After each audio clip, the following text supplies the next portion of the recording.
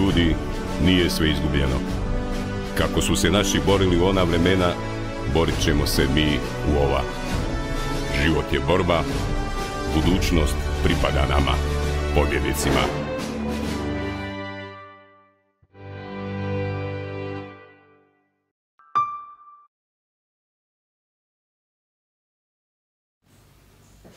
Dragi prijatelji, moj današnji gost je kolega novinar Gordan Malić, čija se serija ovih dana vrti na HRT-u, dakle serija Partija, koja je izazvala jako puno kontroverzija, ali osim toga tu su cijeli niz nekih drugih tema o kojima ćemo razgovarati s njime. Gospodine Malić, dobar dan i dobrodošli. Dobar dan. Evo, zadnjih 1 sat i po vremena smo tu diskutirali, bila je rasprava jako zanimljiva, žao mi je što nismo imali uključene kamere i sad to na neki način moramo ponoviti. Sad ne znam od kuda krenemo, da li krenemo od aktualnih tema ili o vašoj seriji, šta vam je te rasprave u OFU su uvijek neponovljive. Ja sam bio istraživački novinar i uvijek mi je bilo zanimljivije ono što se razgovara u OFU. Ono što se ne objavi. Jer tek off the record zapravo saznam šta se zapravo događa. Nažalost, sad sam u ulozi kada i ne mogu baš ponavljati off the record, jer novinar koji sam postaje novinarski izvor neće se puno proslaviti. Ali kao i uvijek možemo razgovarati o svemu, naročito o seriji. Dobro, ajmo krenuti o seriji, ali evo, dragi prijatelji, odmah da vas podsjetim, like kliknite pa da ovo što razgovaramo dođe do što više ljudi. Dakle, 2 epizode su emitirane, prva je bila Teror, druga je bila osnivanje, stvaranje komunističke partije. Serija je izazvala jako puno reakcija povjesničara koji se to mogu nazivaju kao povjesničari establishmenta. Evo, recimo, Hrvoje Klasić u nekim svojim istupima kaže, ovo je klasičan primjer povijesnog revizionizma. E sad, jeste li vi time učinili nešto što bi se moglo nazvati revizijom povijesti i što je loše u reviziji povijesti? Pa ništa, pa to je namjera. Ako je zločin, to je zločin s namjerom. Revizionizam nije ništa drugo nego provjera opće poznatih ili opće prihvaćenih teza. Moja prva epizoda je napravljena potpuno s tom namjerom, kao i 5. Zapravo 5. epizoda, koja se zove Čuvari tajni, je u bratsko-sestrinskom odnosu sa prvom epizodom koja se zove Teror. I ono što je tema i 1. i 5. epizode, a time zapravo stvara okvir za cijelu seriju, to je jedan savršeni zločin, možda jedan od rijetkih u povijesti 20. stoljeća, koji je ispao tako, savršen. A to je masovni zločin koji su komunisti počinili 1945. a započeli već u ranoj fazi narodno-oslobodilačke borbe. I on do danas zapravo nije u potpunosti rasvijetljen. Iz više razloga. Savršen zločin je termin koji upotrebljavaju negdje od 70. godina 20. stoljeća i neka zakonodavstva, recimo američko, britansko, u precedentnim zakonodavstvima se savršen zločin pojavljuje kao zločin koji je tehnički nemoguće procesuirati.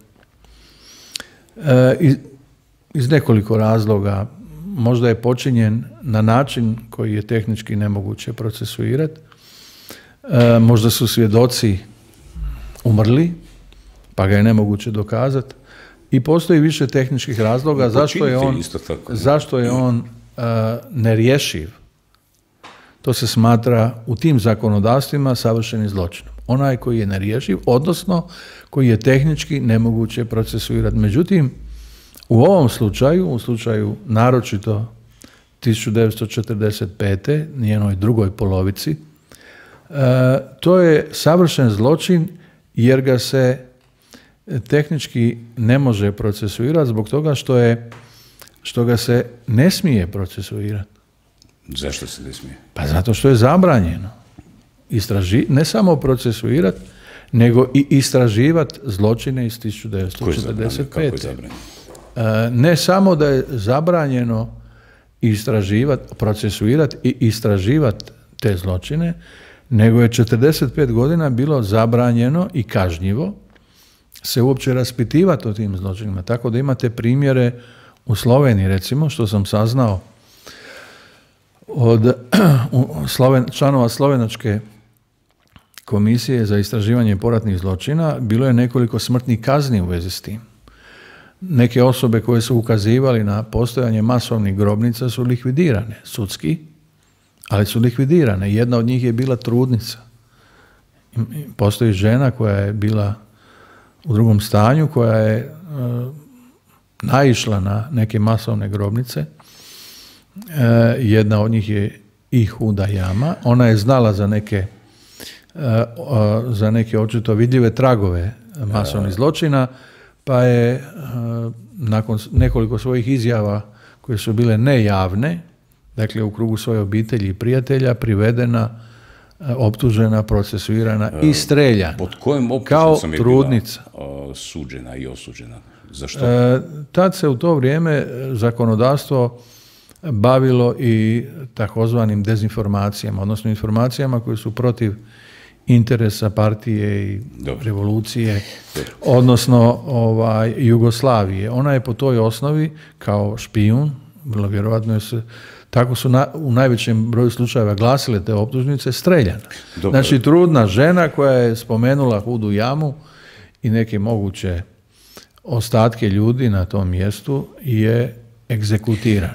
Rekli ste 45 znači, to je jedna stvar. Druga stvar je 79 godina. Sam Josip Broz Tito, koji je u povijest partije i uopće u povijest ušao sa onom svojom čuvenom rečenicom sa bombaškog procesa: ja ne priznajem drugi sud osim suda svoje partije, postupao tako. On nije priznavao ni jedan sud osim suda svoje partije, a partija nije priznavala nikog osim Tita. I treća stvar, na ruku su mu išle i međunarodne konstelacije. Na njegovoj strani, to se danas zove i onda se zvalo pobjednička strana, su bili i sovjetski i američko-britanski saveznici. Dakle, i zapad i istok su se slagali oko toga da to ne bude zločin. Na kraju krajeva i jedni i drugi su se složili s tim da se, mada nisu bili izričito za to, ali ne vjerujem da nitko nije znao da će od Britanaca koji su sudjelovali u pregovorima o izručenju zarobljenika 1945. da će se prema tim zarobljenicima postupati mimo svih konvencija ratnih. Dakle, on je imao apsolutnu podršku. Ono što nije imao, to je podrška na prostoru tadašnje Jugoslavije, to je također dobio silom. Kažete, 45 godina je to bilo zabranjeno i kažnjivo. A što se dogodilo u sljedećih, 30 i koliko, 4 godine, pa da se o tome, da to isto se nalazi pod određenim jednoj vrsta embarga? Ono što je meni, bavili su se ljudi tim i u emigraciji, ne možemo preskočiti to razdoblje, međutim, bavili su se time neznanstveno. Neki su se time bavili subjektivno iz privatnih, obiteljskih, neki iz ideoloških razloga i tako dalje. Međutim, prava istraživanja, što je zanimljivo, krenuli su tek negdje krajem 90-ih i početkom 21. stoljeća. Trebalo se promijeniti stoljeće da zapravo znanstvenici uzmu stvar u svoje ruke. I jedna od prvih ozbiljnijih knjiga koje su sada već postale, kako bih rekao, u ovom kratkom vremenu i neke vrste znanstvenih klasika na tom području, to su objavili ljudi sa Hrvatskog instituta za povijest. Knjiga Martine Grahek, Ravančić je tu jako važna. I neke druge knjige, to su ljudi, istraživači koji su proučavali razne arhive i komunističke i savezničke i manje više stvorili neku sliku koju danas možemo nazvati objektivnom slikom zbivanja iz 1945. Sad, kako objasniti, ovih dana u Zagrebu su se pojavili plakati koji reklamiraju neku jugoslavensku školu koja bi trebala revitalizirati oktobarsku revoluciju, a to bi trebala biti škola za kadrove koji bi trebali povesti neku novu revoluciju. E sad, ako je jugoslavenski sustav u temeljima ima ugrađen ovakav jedan masovni zločin o kojem vi govorite, ne, znači zločinački režim, tu su i neke rezolucije Europske unije koje to osuđuju, kako je moguće da se onda danas ponovo neki, ne znam o kome se radi, neki politički krugovi pozivaju na taj režim i da ga ovako javno i slobodno veličaju, ne? Ne veličaju oni samo režim sovjetske revolucije, oktobarske revolucije. Oni pozivaju na novu revoluciju. Dakle, na novo nasilje, na nove milijune mrtvih, jer je, kao što znamo, sama revolucija i sve ono što se događalo poslije revolucije u razdoblju sovjetske vlasti dovelo do ubojstava miliona nevinih ljudi i stotina tisuća članova same partije. Dakle, to je, ja ne mogu reći neizravan, nego vrlo izravan poziv na novo nasilje, nova krvoprolića, nove milijune žrtava. To je kažnjivo ne samo po Ustavu, nego po Kaznenom zakonu, po više osnova. Vi ste kažnjeni zbog toga što ste upozorili na to da se u središtu pravoslavlja ili pravoslavne vjere u Zagrebu nalaze ljudi koji slave četništvo. Znači, u to vrijeme sadašnji patrijarh Srpske pravoslavne crkve a tada je bio mitropolit u Zagrebu, je pjevao pjesme koje su i same pozivale na nasilje, na povratak četništva, na popa Đujića, koji je nesumnjivo jedan od najprominentnijih četničkih koljača u Drugom svjetskom ratu, koji je čak zbog svog radikalizma na neki način otkazao i poslušnost Draži Mihajloviću,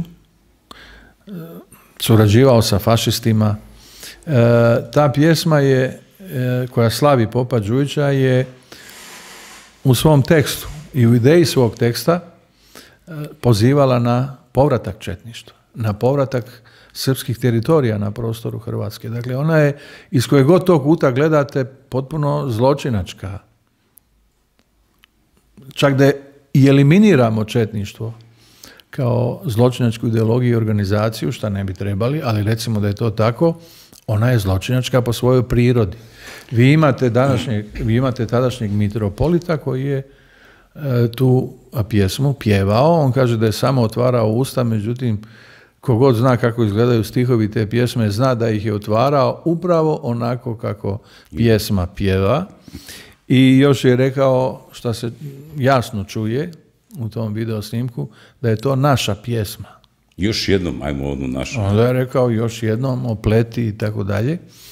I nema nikakve sumnje da je svaki vaš komentar, koliko god bio sporan ili nesuvisao ili pretjeran, satirički, potpuno opravdan.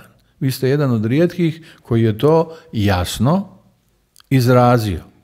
Kakva je ta slika? Da li ona pretjerana, da li ona ukrašena nekim epitetima koji su neprikladni, je potpuno u sjeni onog što je u toj pjesmi izgovoreno, pogotovo ako znamo tko je izgovara. Tako da je ovaj obračun s vama, po meni, potpuno nedvosmisleno. Uvođenje verbalnog delikta u hrvatsko pravosuđe, ne da to osuđujem, nego protiv toga se cijelom svojom novinarskom biografijom bori. Sad, gospodine Maliću, kakva je to Hrvatska država koja, evo sad, prije nekoliko dana u Dubrovniku pojavio se Aleksandar Vučić, evo, mnogi su se u oporbi digli na noge, smatrajući da je ona njegova izjava da se ne slaže sa interpretacijom Andreja Plenkovića o Domovinskom ratu, da je njihova interpretacija 100% suprotna, ne? Kakva je to Hrvatska država koja, evo, osudi novinara kad upozorava na nešto što ugrožava temelje ove države, a s druge strane kako bi rekao, benevolentna je prema cijelom nizu strašnih i bezobraznih i prostačkih. Evo sad neki dan napao jedan ministar Miru Bulja, rekao je govedo, ustaško, ja ću ti šamar udariti. Ne? Zar ne bi trebala Hrvatska država evo na takvu jednu situaciju reagirati, pa šta ja znam, uskratiti dobro, ja mislim da ona reagira. Bilo je raznih reakcija, znamo da je bilo i privođenja i presuda protiv nekih građana Srbije koji su na svojim internet stranicama slavili Trifunovića, mislite? Republiku Srpsku Krajinu. Ne, mislim na onog odvjetnika koji je slavio Krajinu i pozivao na junake Krajine, Srpske Krajine iz 90. godina. Znači, pozivao na aneksiju Hrvatske. U Srbiji je on slavljen kao heroj, ovdje je osuđen kao provokator, što se meni čini logično. Ja mislim da to sve pokazuje kako je ova država demokratska, ali dosta kaotična. Kada su u pitanju pravila ponašanja, odnosno ponašanja i sudskih odluka, jer sudske odluke su prilično šarene. Ne može se reći da neke nisu ideološke, recimo ova koja se tiče vas, ona je po meni krajnje ideološka i pokazuje da osim korupcije u hrvatskom pravosuđu u 21. stoljeću igru igraju, osim koruptivnih, igru igraju i stanovite ideološke teme. Znači i one imaju utjecaj na suce, što suci očito i pokazuju. Naše iskustvo s pravosuđem je, nažalost, prilično loše i povijesno iskustvo. U posljednjem stoljeću imali smo prijeke sudove, sudilo se i po rasnim zakonima, kao što znamo u NDH. Poslije toga smo imali narodne sudove, imali smo vođu komunističkog pokreta i doživotnog predsjednika Jugoslavije koji je tvrdio da se ne treba držati zakona kao pijan plota, a poslije toga smo imali jednu dosta nereguliranu situaciju koja se ja mislim slegla negdje potkraj 90-ih nakon Tuđmanove smrti, kada su suci zapravo iz ove tradicije koju sam naveo slijedili nekog novog nalogodavca, a to je bio onaj koji imao novac. Znači, pojavila se raširena korupcija u pravosuđu. To je sad već potpuno jasno iz nekoliko postupaka koji su vođeni zbog korupcije sudaca. A ja mislim da je danas na dijelu i jedno i drugo. Danas imamo jedno, ne generaliziram, ali u jednom dijelu pravosuđe koje ne funkcionira zato što je ili koruptivno ili ideologizirano. I to nije samo naš novum, to se pokazuje u mnogim slučajevima i puno razvijenijih demokracija nego što je naša, recimo američkoj. Što mislite, evo, mislim da će to naše gledatelje možda najviše zanimati, dakle, takva situacija, takav jedan benevolentni stav prema, ili nedovoljno jasan i odlučan stav da se prema nekim takvim verbalnim nasrtajima jasno odgovori, pa onda ovakva situacija u pravosuđu, od ideoloških do korupcionaških motiva koji idu protiv nečega što je u temeljima ove države. Stvara li takva situacija u društvu i državi jednu slabost ove države, slabost koja bi mogla dovesti do toga da ona bude ugrožena, da ona ponovo, njen suverenitet, neovisnost i tako dalje, dođe u pitanje i da se ponovo nađe u nekakvoj federaciji jugoslavenskoj ili tako dalje, nešto slično. Ne? Što mislite? Ne, ja ne mislim da bilo koja vlast u Hrvatskoj, prošla ili buduća ili sadašnja, može dovesti hrvatski suverenitet u pitanje. Može pokušati, ali nisam siguran kako bi se provela. Dakle, Hrvati imaju svoju državu, to je nacionalna država Hrvata i svih građana koji u njoj žive i oni su garant toga da taj suverenitet neće biti doveden u pitanje. Sad ovi razni modeli na koji način se želi ustrojiti društvo, država, vlast, šta znam, i tako dalje, oni su prolazni, ovo je ono što ostaje, to je sigurno. Ja sam šta više uvjeren da slobode, naročito slobode govora, koje su danas manje više dopuštene. Mislim, zbilja može svak govoriti šta hoće. Mi danas imamo možda prisutniji nego ikad govor mržnje. Sloboda govora se zapravo pretvorila u govor mržnje. To što izgovaraju jedni protiv drugih, razne skupine, razne ideološke skupine, razne organizacije, razni pojedinci, to nismo imali nikad. To je čak i u vrijeme rata nezabilježeno da se poziva na hapšenje, na privođenje, na procesuiranje, da jedni druge prijavljuju. Toga nije bilo. Pogotovo kad su u pitanju politički protivnici, evo sad je neka vrsta mode. I to je opet pokazatelj slobode. Ne vjerujem da je to pokazatelj neke slabosti, pogotovo slabosti države. Ali da je jedna od najslabijih karika u državi pravosuđe, to je sigurno. To je čak postalo i neovisno o tome ko je na vlasti. To naprosto je tako, zato što je pravosuđe cijelo vrijeme tabu tema, ono je zaštićeno, kao što znamo, suci sve češće prijavljuju novinare, kazneno ih prijavljuju. Ja sam bio jedan od njih, možda među prvima, kojeg su prijavili suci i izgubio sam te postupke, a pisao sam o sucima, u kojem je sudac koji me je sudio, sucu koji me je tužio, persirao sa kolega ili gospodine kolega. I ovako što je presedan, ne vjerujem da je ikad jedan sudac u nekoj normalnoj demokraciji jednu stranku u postupku nazivao kolege, da je to neko pravilo. Ja sam to doživio. I to me koštalo, sada ne kažem koliko, ali pravosuđe je jedno od tema koje su ostale neraščišćene, a druga su mediji, ali o tom. Danas je predsjednik Vlade Andrej Plenković imao u Saboru izvješće o radu Vlade u zadnjih godinu dana. Bilo je tu svega izrečeno s njegove strane, dakle gdje on tu izložio cijeli niz postignuća koje je njegova vlada postigla, ali ono što me iznenadilo bila je rasprava koju je oporba nakon toga povela, koja je po meni bila ipak nekako ispod razine onoga što je on u svom izvješću naveo. Jedan od važnijih argumenata koji je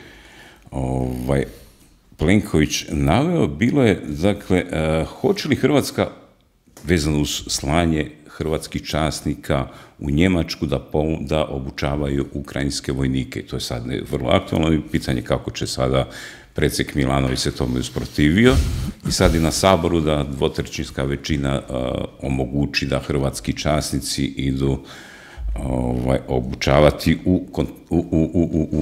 unutar jednog programa koji je osmišljen u NATO paktu, kojeg je Hrvatska članica. Dakle, on kaže da hoće li Hrvatska u trenutku krize biti u svoje saveznike ili će se povući i gledati svoje interese. Stvara li se na taj način jedno podozorenje prema Hrvatskoj? Što mislite o tome? Ne?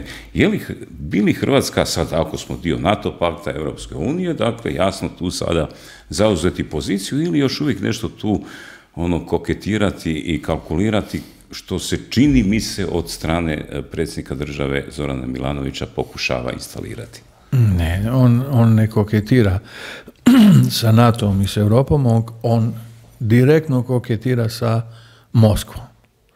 Od prvoga dana svoje političke karijere trebamo se sjetiti kako je pledirao za referendum o NATO-u prilikom ulaska u NATO. Dakle, on je bio jedini koji je...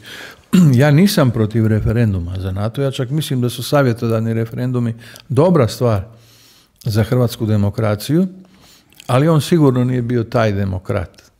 I njegove ambicije nisu bile demokratske, njegove ambicije su bile antinatovske, budući da su za taj referendum agitirali ljevičari koji su bili jasno antinatovski,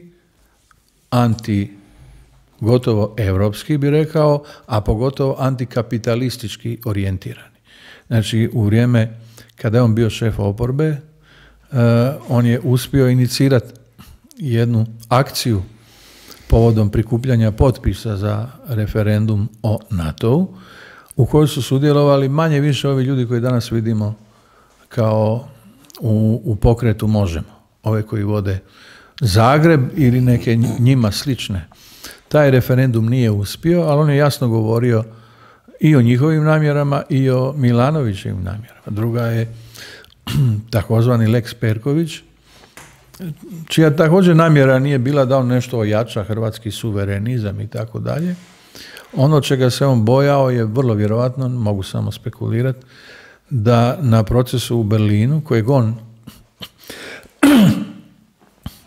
Njemačkoj, kojeg on iz nekih razloga nije htio ovdje, sve bi bilo lakše da je taj proces se odvijao ovdje. Ali nije. Njegovom zaslugom on je zapravo pokušavao, po mojoj procjeni, sačuvati neke partijske tajne. Jer je taj proces u Njemačkoj očito imao i neke lustracijske ambicije,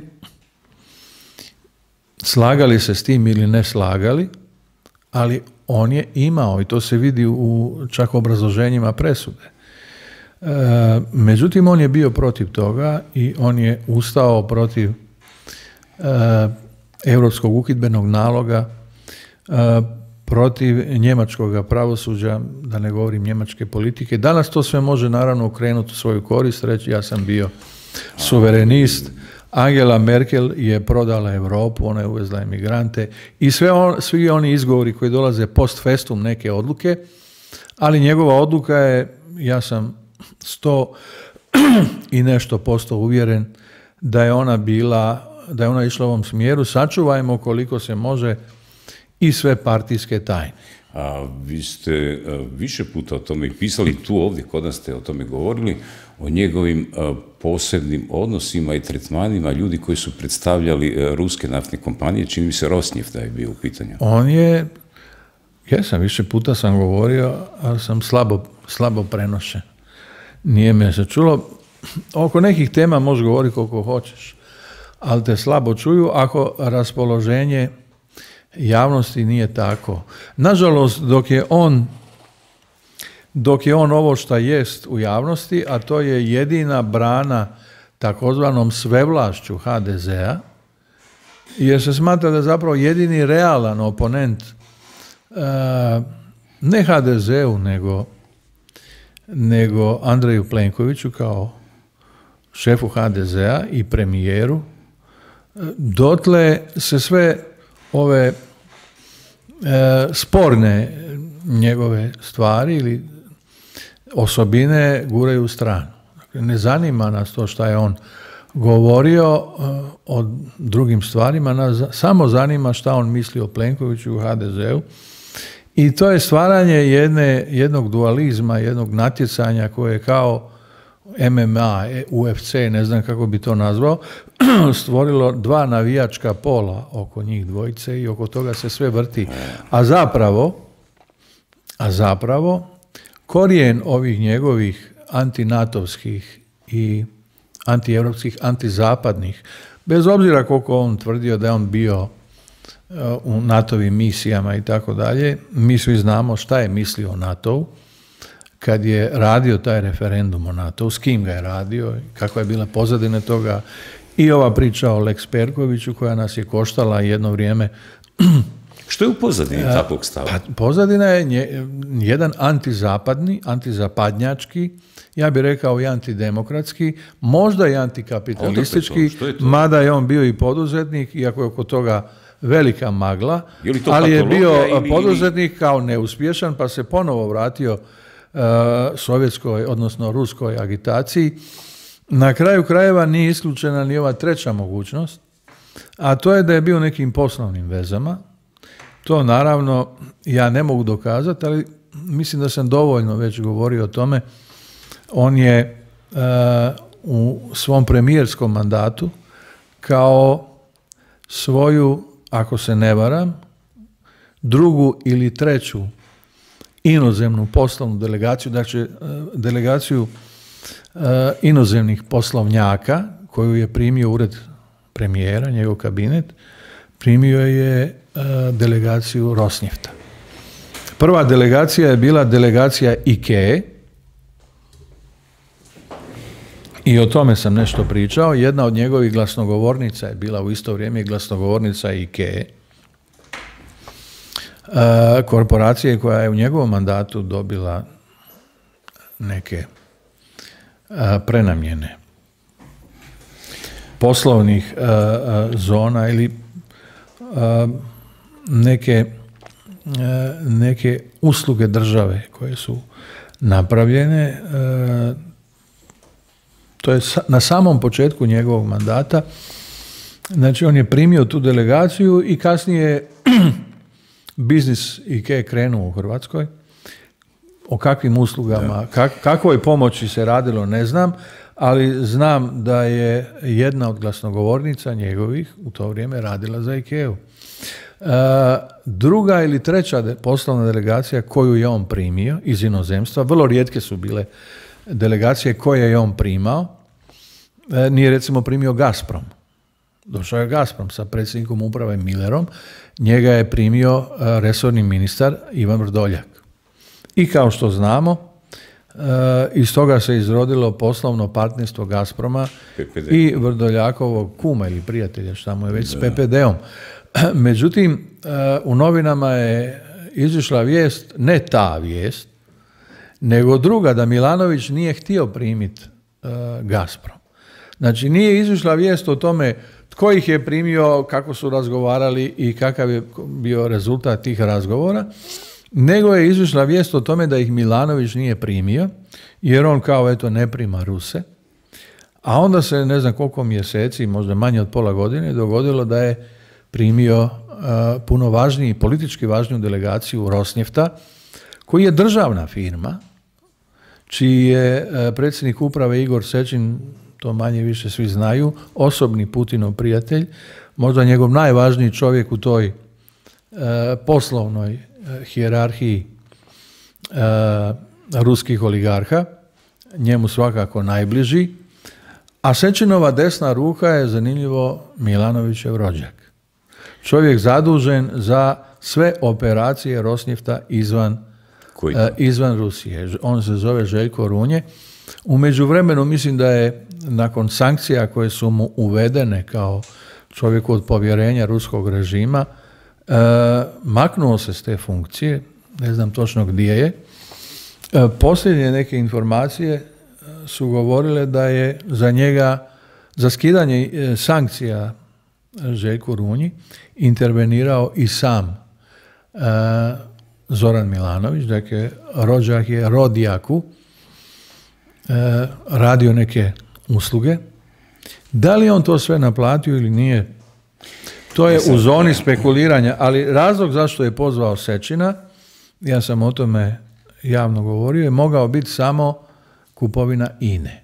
Znači, to je u tom trenutku INA je bila jedini zanimljiv aset koji je Rosnjeftu zanimljiv. Možda su neke druge stvari Rosnjeftu bile zanimljive, s obzirom da se Sečin ne bavi samo gospodarstvom i ugovorima na području energetike, nego se bavi i političkom špijunažom, što je manje više i dokazano.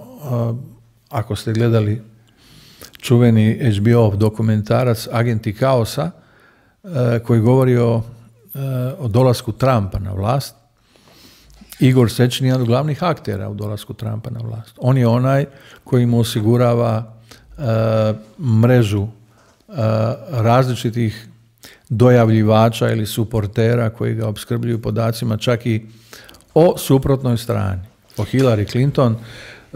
O tome svjedoče i hakeri ruski koji su u to vrijeme radili za firme koje je osnivao Rosnjeft ili Sečin, koje su se bavile internetskim inženjeringom.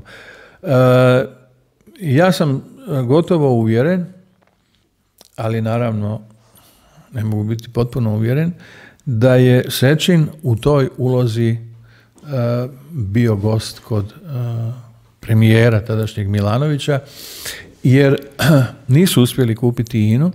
U to vrijeme naprosto Mađari su bili neiskorjenjivi, dobili su i ove postupke koje je Milanović pokrenuo protiv njih, moguće i da bi doveo Ruse. ali nisu uspjeli jer je na arbitraži smo sve to izgubili. Druga stvar je, tadašnji resorni ministar Ivan Vrdoljak i meni osobno priznao da je Milanović namjerava prodati INA-u i da ga je jedno vrijeme planirao hapsiti. On je bio i saslušavan u USKOK-u, očito se vršio pritisak na njega. To je bila jedna nevidljiva borba koja bi u svakoj normalnoj demokraciji, na svakom normalnom medijskom tržištu bila prvorazredna medijska, politička, društvena, gospodarska tema, ali kod nas to nije bila. Ja mislim da sam bio jedini o tome, možda još neko govorio, naglas, ali naprosto je prošlo ispod svih radara. To je nešto na što je Milanović navikao, a to je da njegove teme prolaze ispod radara, zato što je on sam tema. Dobro. On pokušava da se nametne subjektivno, kao, kako bi rekao, i objekt i subjekt hrvatskih medija. Znači, neko koji je sam po sebi tema, čije izjave su tema bez obzira šta govori, kakve gluposti lupeta, on je medijima zanimljiv samo zbog jedne činjenice, jer nitko drugi nije u stanju izgovoriti to što on govori o HDZ-u, o Plenkoviću i tako dalje, barem nitko drugi na iole relevantnoj poziciji. A on je, kao što znamo, na najvišoj mogućoj poziciji i njegov megafon je puno jači od svih drugih. Dok je to tako, samo da poentiramo što se kaže, mi nemamo parlamentarnu oporbu. To je ono što je bitno. Znači, u njegovoj sjeni usahne svaki oblik političke oporbe, da ne govorim parlamentarne. Bilo koji, bilo na ljevici, bilo na desnici, nema nikakve šanse dok je javnost okrenuta prema njemu. Dok mi iščekujemo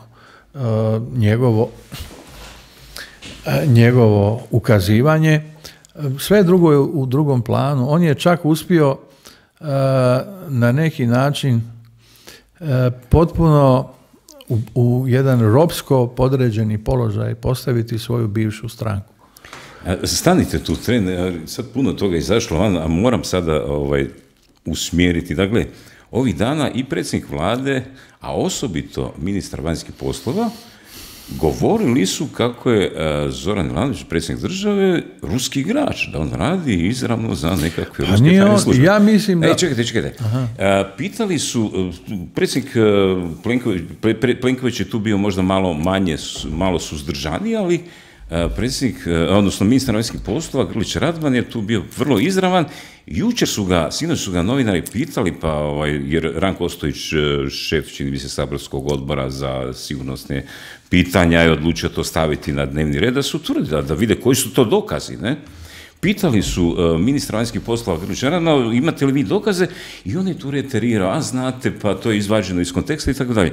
Kako je moguće da, evo, ovo što ste vi rekli je već više nego dovoljno da bi se takve sumnje mogle čvrsto i jasno braniti? Kako je to moguće da ministar vanjskih poslova ne raspolaže sa ovim informacijama koje ne samo da nisu, da vi ste to više puta iznosili, dakle, to je nešto što evo, neki sigurnosni sustav unutar Hrvatske bi to trebao sa lakoćom moći njemu prikazati u nekakvom jutarnjem briefingu kao što obično takve službe imaju. Ne?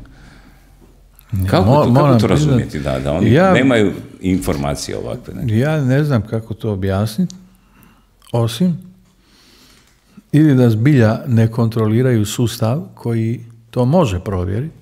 Zna se koji dio sustava to provjerava i može provjeriti te vrste informacija, a sasvim sigurno ga 100% ne kontroliraju, jer barem jer dijele tu vrstu ovlasti sa predsjednikom države. Znači, naše obavještajne službe odgovaraju predsjedniku i premijeru.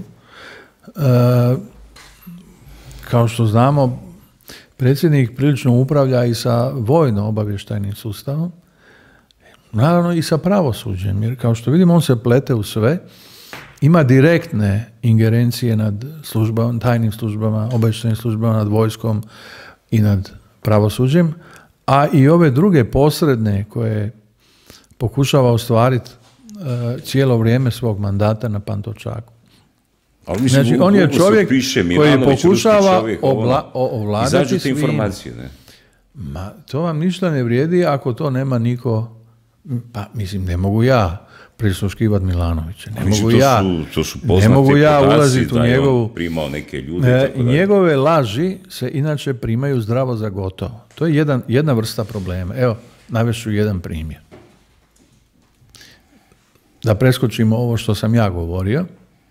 Kod vas nekoliko puta u emisiji, sad sam ponovio, da sam čuo od resornog ministra da se sprema prodaja INE Rusima, da to priprema tadašnji premijer Milanović i da ga je u tom trenutku bio spreman i hapsiti.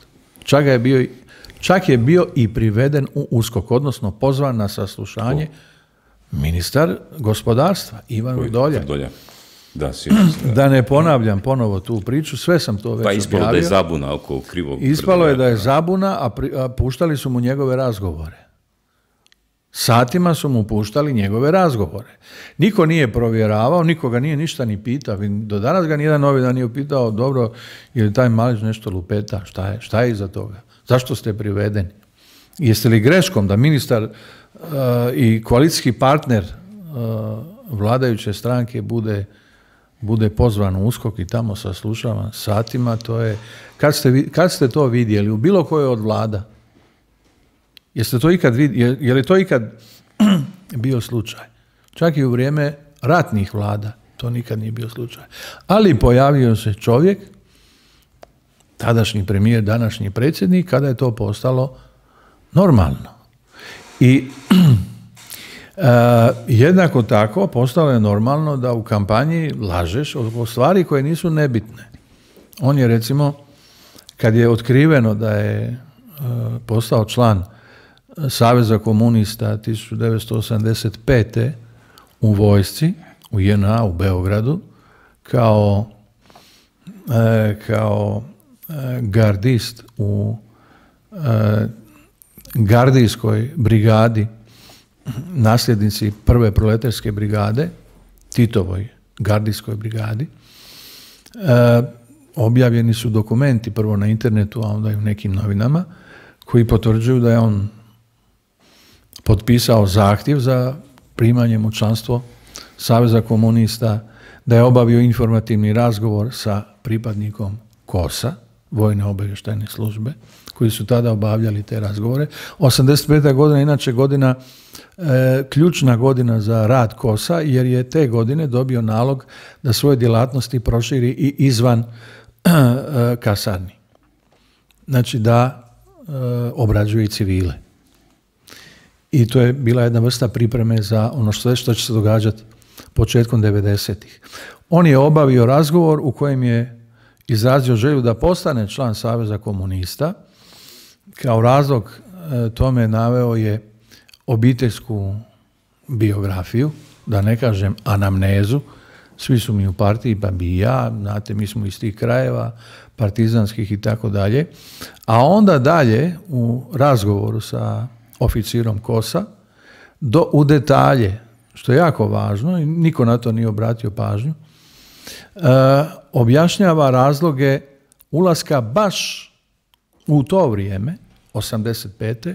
u Beogradu i u jedinici, armijskoj jedinici, koja je poznata sljednica prve ili notorne proletarske brigade. Znači, on tada kaže da nije pristupio partiji u Zagrebu zbog toga što je njegova osnovna organizacija u srednjoj školi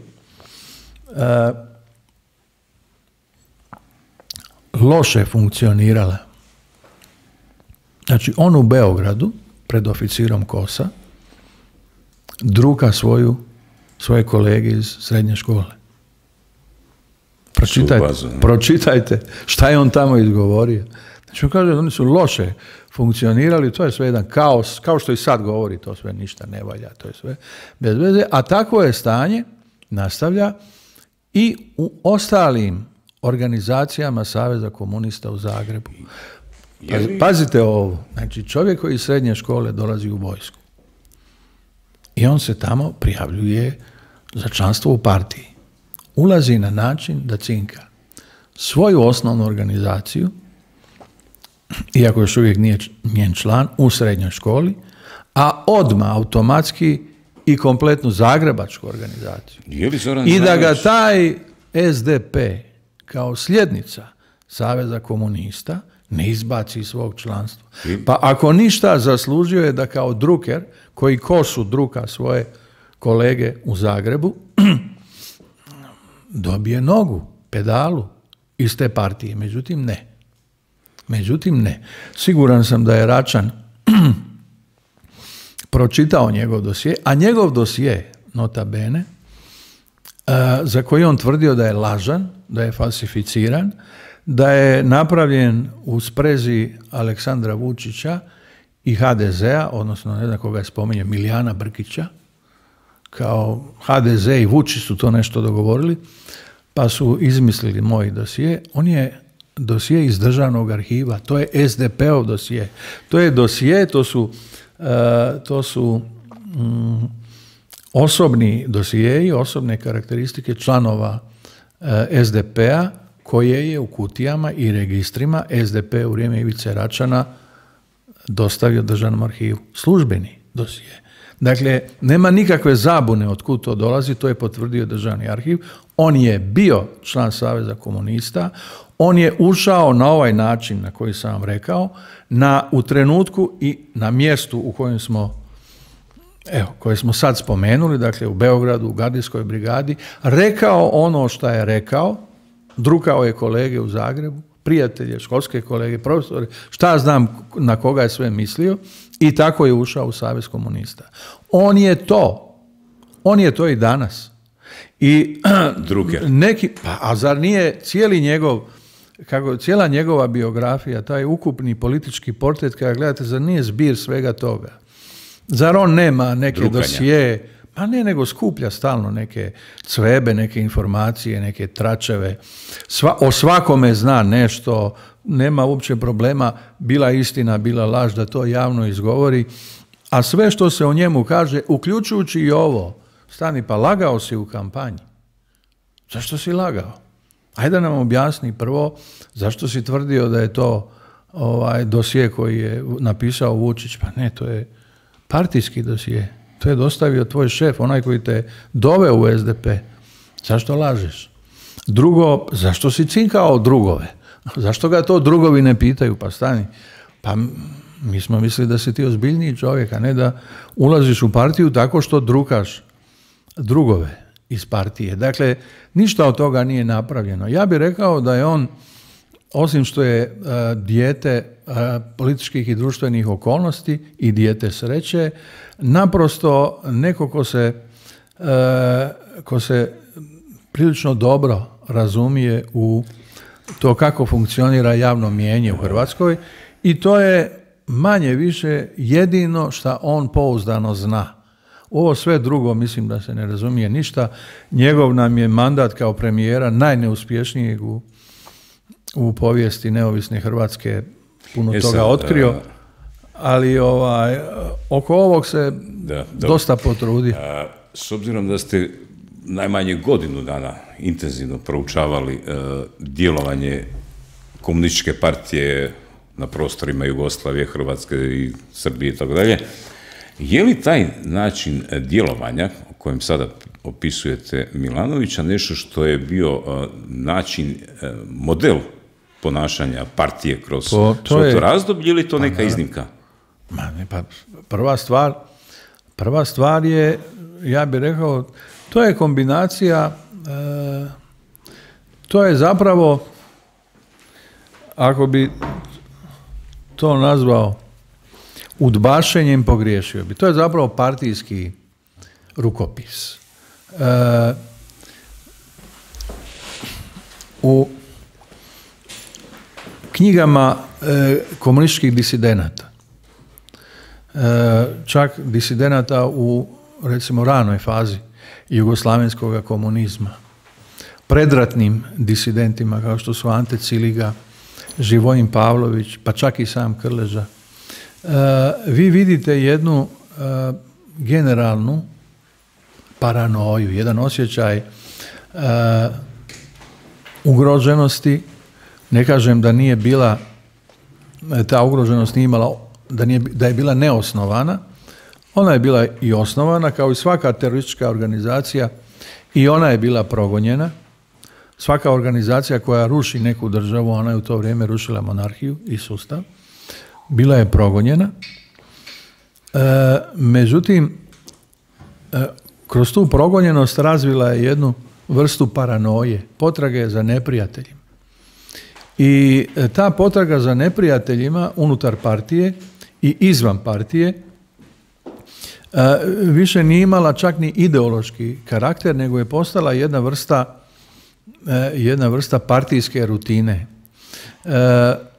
Recimo iz knjige Živojina Pavlovića, to je jedan srpski komunist, član Kominterne, Komunističke partije Jugoslavije, koji je jedno vrijeme proveo u Francuskoj, jedno vrijeme u Sovjetskom savezu, bio je član frakcije Milana Gorkića, generalnog sekretara partije koji je kasnije likvidiran u komunističkim čistkama, i koji je objavio knjigu, to je bila 1940. ako se ne varam, koja se zove Bilans sovjetskog termidora, koju danas mnogi smatraju možda najvažnijom disidentskom knjigom u disidentskoj literaturi, koja je puno konkretnija i, ja bih rekao, brutalnija od Ciligine, od knjige Ante Cilige U zemlji velike laži, jer govori o realnosti, o neprestanoj potrazi za neprijateljem, o likvidacijama, o čistkama, o stotinama tisuća ubijenih. Ta knjiga koju je napisao Živojin Pavlović osuđena je u Kominterni kao i on sam. Objavljena je 1940. 2 godine nakon Ciligine U zemlji velike laži. A već 1941. njega hapse u Užicu, komunisti revolucionari, i likvidiraju ga po Titovom nalogu. Prije toga ga satima muče, i to muče ga članovi politbiroa, ne bilo tko, ne neki, kako bi rekao, seljak iz Užica, nego ga tuku Đilas, Stambolić, Dedijer. Mada. To ne govore samo Stambolić. Izvori. Petar Stambolić. Da. On je to kasnije demantirao. Koji ga Milošević smijenio, jel? Ne govorimo o tom, pardon. Govorimo o Stamboliću koji je bio, ovo je bio Ivan Stambolić, ako se ne varam.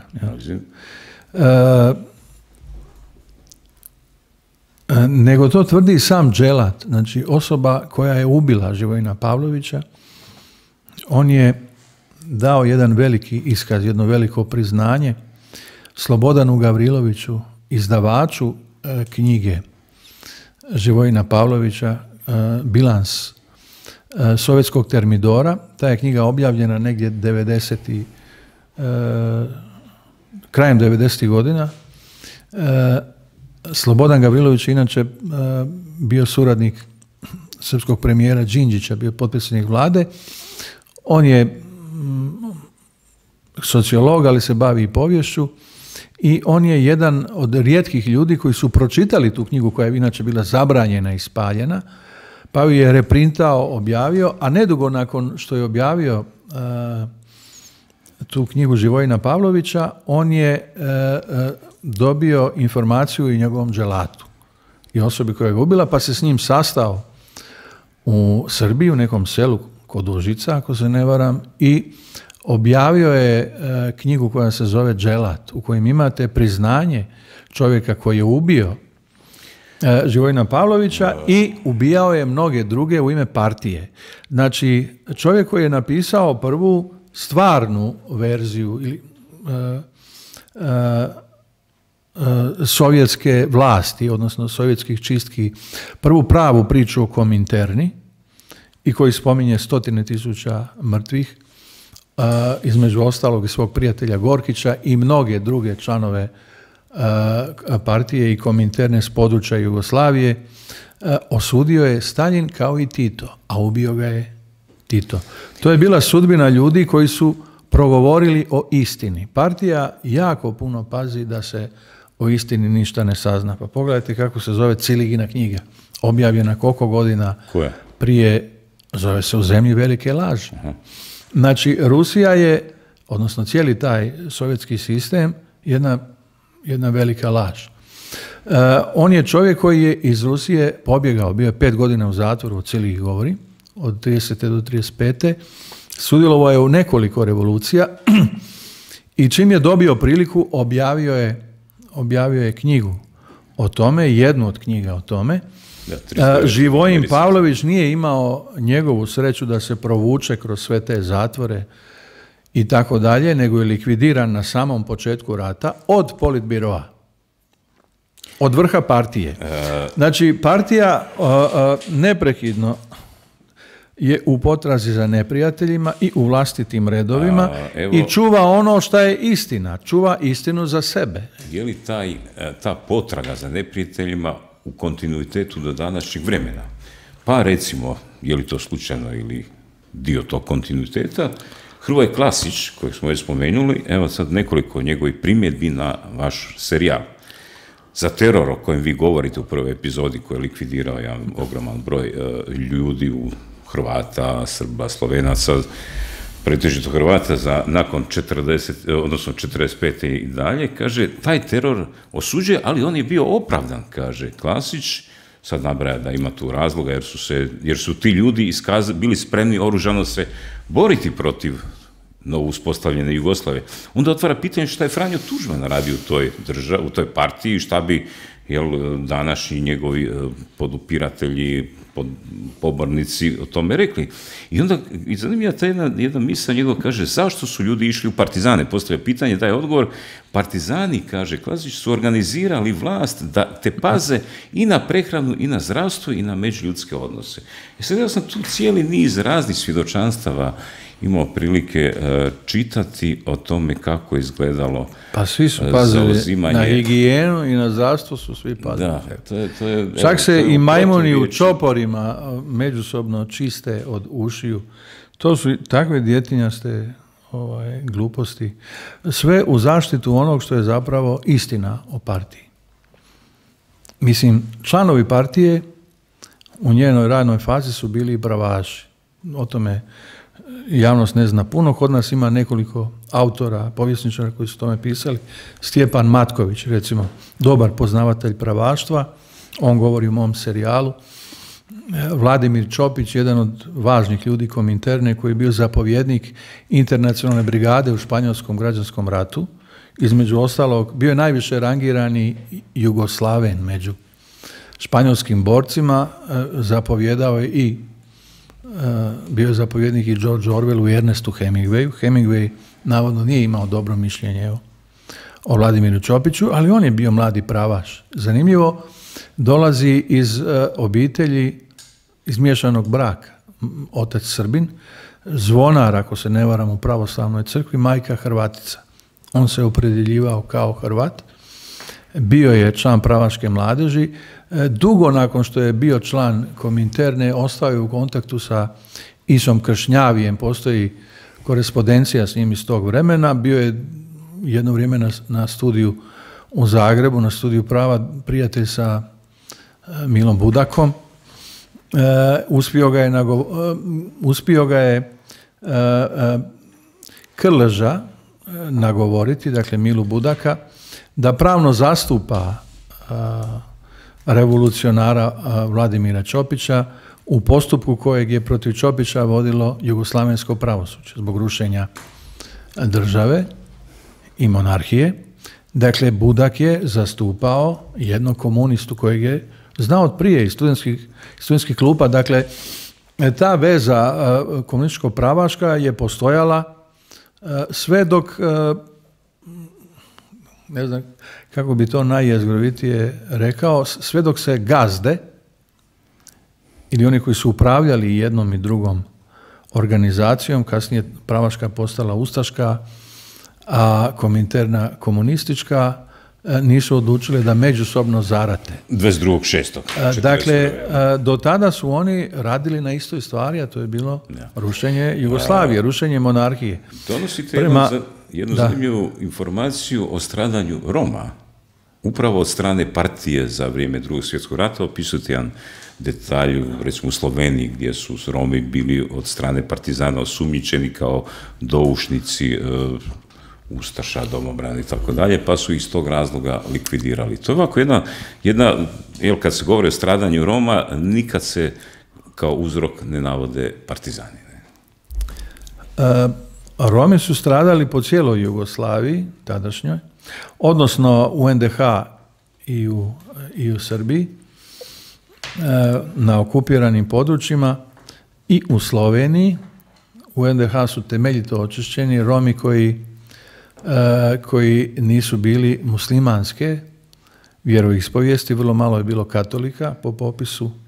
Ti su popisi inače bili prilično nesređeni, ali uglavnom oni koji su bili pravoslavne vjeroispovijesti. U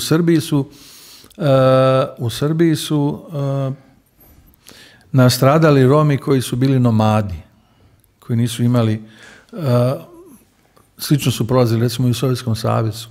I tamo putujući Romi su dosta nastradali. Oni koji su imali staništa, oni su bili pod kontrolom, uglavnom su bili pravoslavci, pa su nastradali nešto manje nego u NDH, a u Sloveniji je likvidirano otprilike pola romskog stanovništva od strane partizana, ne od strane Bele garde. Dakle, partizani su od 42. do 43. dakle, puno prije oslobođenja i revolucionarnog terora koji se dogodio prilikom oslobođenja, nastradali kao neprijatelji komunističke partije. Neprijatelji u smislu da su putujući po slovenskim šumama u potrazi za hranom, jer je vladala glad, nailazili na partizane, a ovi su ih iz predostrožnosti ili, kao što kaže jedan dokument, za svaki slučaj odlučili pobiti. Znači, proglasili su ih špijunima, neprijateljima, denuncijantima i u nekoliko tjedana pobili, mislim, nešto oko 150 Roma. Ono što je sad trenutno, kako bih rekao, dokazano, sumnja se da je broj i veći, ali od tih 150 Roma gotovo pola su žene i djeca. I oni su iskopani. Znači, najveći broj likvidiranih je iskopan. Ta je priča slabo odjeknula, ja bih rekao, i u Sloveniji, a ovdje je bila gotovo potpuno nepoznata. Ja sam je imao u prvoj epizodi. Znači, komunisti su i u toj fazi, kada još uvijek nije bilo zarobljenika koji se po klasiču valjda moraju likvidirati ili šta li. Zarobljenici se moraju likvidirati, to je neko pravilo koje važi samo za komuniste, ne znam za koga drugog. Inače se uglavnom nije ubijalo. Ili ako se ubijalo u takozvanoj poratnoj retorziji, svugdje u Europi je to bio daleko manji broj. Mi smo, dakle, na prostoru bivše Jugoslavije ubijeno najmanje 10 puta više zarobljenika nego u svim ostalim europskim državama. To je, ja mislim da je to postalo opće mjesto među povjesničarima, viktimolozima, onima koji se bave istraživanjem žrtava. Međutim, to je u našoj historiografiji neka vrsta tabu teme. Niko se time ne bavi javno. Bave se ljudi stručno. Ja sam razgovarao sa našim povjesničarima sa Instituta za povijest. Imate 100-tinjak povjesničara koje rade fenomenalne stvari. 100-tinjak? Pa ja mislim da ima povjesničara i suradnika na tim radovima i knjigama koji otkrivaju stvari koje su zapravo potpuno nove i važne. Vladimir Geiger je recimo napisao nekoliko knjiga o eliminaciji i protjerivanju Njemaca i Mađara s područja socijalističke Jugoslavije nakon rata. Ne znam baš da je to bila razvikana tema, ali o tome šta će biti razvikano, šta će biti tema u mainstreamu, ne odlučuju povjesničari, ni znanstvenici, ni sam institut, odlučuje se o tome na nekim drugim Što mislite, mjestima. koliko je sadašnja službena historiografija hrvatska, osobito ta vezana uz Drugi svjetski rat, vjerna, koliko prati zaista ono što se je događalo u tih 4 godine rata? Ma to je dalje ideološki rat. To je. Ja u 5. epizodi, koja se zove Čuvari tajni, problematiziram jedan fenomen koji mi se ukazao tijekom snimanja prethodnih epizoda, koji je meni djelovao onako dosta, kako bih rekao, šokantno. Teško me je šokirati. Bavio sam se stvarima koje su uvijek bile na neki način rubne, a važne, ali me ovo ipak iznenadilo. A to je da u 21. stoljeću na ovim prostorima imamo trend zatvaranja arhiva. Znači sve ono što je nakon pada Berlinskog zida, nakon raspada Jugoslavije, nakon 30 godina što je bio otvoreno kao dojučerašnja tabu tema, u 21. stoljeću se ponovo zatvara. Znači, imamo situaciju u Sloveniji i to ćete vidjeti iz priznanja članova Slovenske komisije za istragu poratnih zločina, o tome su govorili u 5. epizodi, zatvaranja tih slučaja. Nekoliko kaznenih prijava koje su proizišle iz te istrage, između ostalog jedna je bila protiv Mitje Ribičića, vrlo uglednog slovenskog komuniste, partizana, funkcionera i tako dalje, su opstruirane na sudovima. Znači, da ne ulazim u detalje, možda bude i prilike da razgovarate s nekima od ljudi koji su sudjelovali u emisiji, u mojoj seriji, pa ćete to i saznat, na koji načine su slovenski sudovi opstruirali tu istragu. Opstruirani su na svim razinama, od društvenih, preko pravosudnih do političkih. Recimo, Mitja Ferenc, koji je bio jedan od ključnih povjesničara u toj komisiji, u 5. epizodi izrijekom kaže da je više problema imao u suradnji sa vladama slovenskim nego u potrazi za masovnim grobnicama. Vremenom su vlade pokazivale ne sve manje interesa, nego sve više interesa da se cijela stvar zaustavi. Ali na kraju je i zaustavljena. Po mojoj prosudbi, ona je zaustavljena u trenutku kad se došlo do masovnih zločina koje su počinili slovenski partizani. O jednom ili o više njih govore sugovornici u 5. epizodi, Čuvari tajni. I jedan od njih je član komisije iz Škofje Loke, znači predsjednik, povjerenik komisije za Škofju Loku, koji otvoreno prizna da je izabran za člana komisije zbog toga jer je njegov otac kao visoki oficir Knoja sudjelovao u tim ubojstvima. Ne samo to, nego su mnogi članovi Slovenske komisije sinovi oficira Ozne i Knoja. Što znači da je ispod odluke slovenačke vlade, u to vrijeme, na početku je to bio vlada Janeza Janše, postojala cijela struktura ili više slojeva administrativnih i drugih koji su usmjeravali cijelu istragu u pravcu da ona nikada, ako je moguće, ne dođe do slovenskih počinitelja.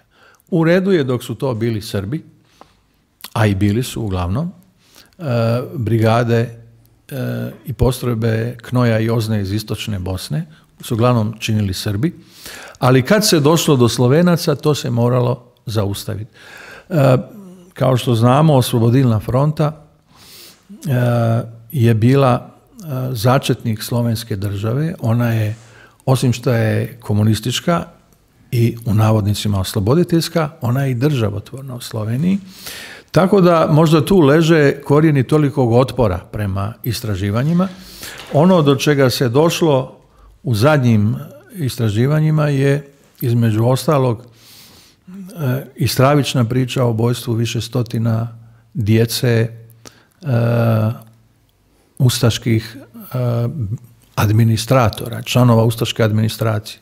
Znači, postoje svjedočenja njih više od 20, među kojima su i neki sudionici, dakle svjedoci samog događaja, koji su saslušani, čiji su iskazi uzeti o tome da je vlak sa ustaškom vladom, 2 vlaka su bila, u svibnju 1941. Ne sjećam se točno datuma, zaustavljena u Škofjoj Loki i ministri, članovi vlade sa obiteljima su poslani u Beograd na suđenje, tamo su presuđeni i streljani.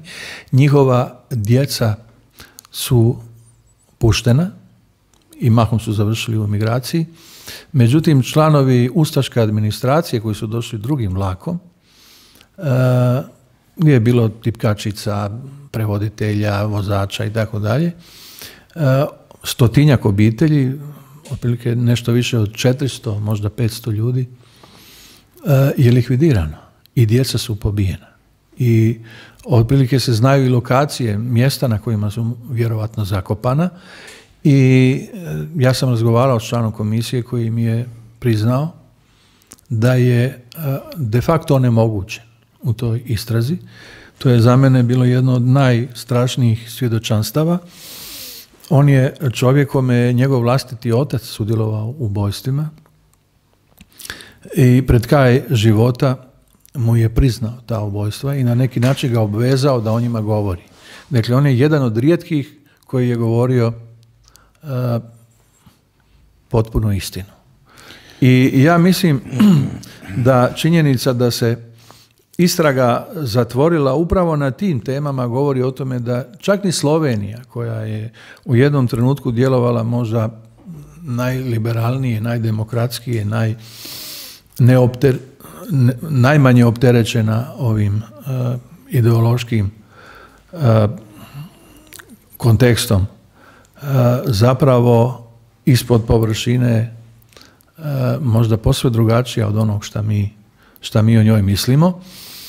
Slična ili ista stvar se dogodila u Srbiji. Prije 10 godina u Srbiji je otvoren vojni, odnosno OZNIN i UDBIN, arhiv, i u njega je ušla posebna komisija, to je bilo vrijeme kada je premijer bio Tadić, ako se ne, Boris Tadić, komisija za istraživanje poratnih zločina koja je tada i osnovana i nedugo nakon što su uopće ušli u tu arhivu, pronašli su more dokumenata koji otkrivaju masovne zločine komunista i komunista partizana, među ostalim i popis ubijenih bez suda. Znači, Knoj i Ozna su prema tom popisu, koji je sada javna stvar, već može se pronaći i na internetu, u Srbiji od oslobođenja Beograda sve do oslobođenja Jugoslavije, dakle zadnjeg dana rata, ubili bez suda oko 59.000 ljudi. To je bez suda.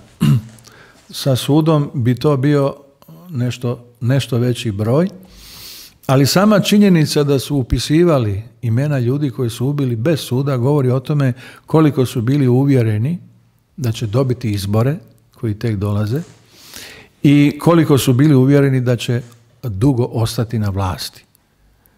Znači, hrpa dokaza koji su ostavili za sebe o tome kakav teror su proveli i vodili, govori o tome koliko su bili samouvjereni u tom svom ubilačkom pohodu, koji uopće nije bio amok. Ono što je važno i što mislim da je serija dokazala, po mom uvjerenju, je da se nije radilo ni o kakvoj osveti, pa čak ni o revoluciji. Tu se radilo o nasilnom dolasku na vlast. Mnogi naivni ljudi, sudionici narodno-oslobodilačke borbe, narodno-oslobodilačke vojske i pokreta, koji nisu bili komunisti, a bio ih je veliki broj, trebamo znati da je na 1945. u narodno-oslobodilačkoj vojsci bilo negdje oko 700 do 800 tisuća ljudi, a da je u cijelom pokretu bilo negdje manje od 150 tisuća komunista. Dakle, bio je veliki broj ljudi, u Hrvatskoj su to bili lijevi HSS-ovci i tako dalje, koji nisu dijelili komunistička uvjerenja. Međutim, nakon izbora 1945. koji su se odigrali u atmosferi ovog o čemu sad govorimo, dakle masovnih likvidacija, progona neprijatelja, konfiskacija imovine, jednog generalnog terora, se više nisu usudili protestirati. Mnogi od njih su, kako bi rekao, dali živote za nešto drugo od onog što se dogodilo 1945. Međutim, kako bi rekao, 1945. je godina kada se potpuno iskristaliziralo šta partija jest, šta je bila njena uloga i u prethodnoj Jugoslaviji, šta je njena uloga u novoj Jugoslaviji, novoformiranoj, budući da su na svojoj strani, jer su pobjednici u tom ratu imali i pobjednike u tom ratu, niko im se nije htio suprotstaviti. Bilo je tu raznih reakcija. Evo, recimo, Žarko Puhovski navodi kako vi kažete da je, zapravo on kaže da je Jugoslavija prvih 4 godine bilo slična kao i NDH, a Klasić kaže da vi tu potpuno neprimjereno izjednačavate režim Jugoslavije, partizanski režim, sa režimom NDH. Pa što kažete na te, neću reći optužbe, ali zapravo jesu optužbe? Profesor Puhovski je usporedio dvije diktature.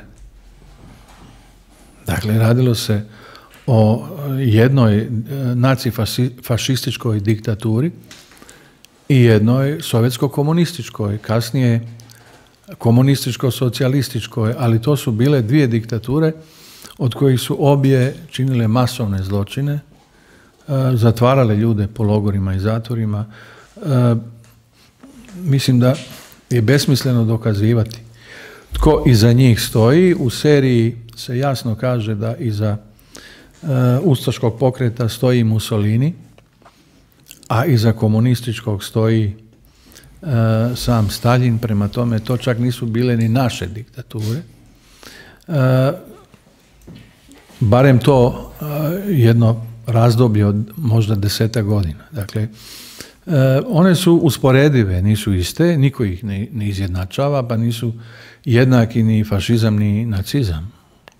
Zašto bi bili jednaki? Oni su naprosto diktature i totalitarizmi. Dakle, i u jednom i u drugom sistemu je vladala potpuna kontrola društva.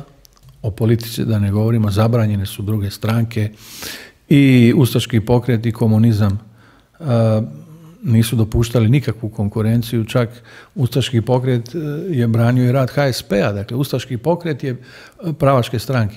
Ustaški pokret je bio jedina dopuštena politička organizacija. Časopisi koji oni ne izdaje, filmovi koji oni ne snimaju i tako dalje, sve je bilo zabranjeno. Isto su se ponašali i komunisti, s jednom razlikom. Ustaški pokret i NDH je bila ratna država. I to je bio pokret u ratu. A ovo sve što se događalo u Jugoslaviji, događalo se u miru. Eto, to bi bila, recimo, jedna važna razlika. NDH je trajala otprilike onoliko koliko i sam Puhovski kaže, 3 do 4 godine Jugoslavije. A izjednačavanjem jednog i drugog se bave sljednici jedne i druge ideologije. Oni se bavi izjednačavanjem. Njih je uvrijedilo, kao što vidim i urednik Hrvatskog tjednika je rekao da ja izjednačavam ustaše i partizane, njega to valjda vrijeđa kao ustašu. Ovog vrijeđa kao partizana. Ne izjednačavam, ali ih uspoređujem. Zapravo, što se više žele razlikovati jedni od drugih, sve su više slični jedni drugima. Ustaški sljednici ustaštva, nazovimo to tako, a vidimo, evo, i po ovome da Za dom spremni očito nije samo HOS-ov pozdrav, nego se radi i o ustaškom pozdravu. Razgovaraju o čemu? O čemu oni vode dijalog ovih 20 godina i više? Evo i sad, povodom moje serije. O tome ko je počinio manje zločina. O tome ko je ubio manje, odnosno ko je ubio više.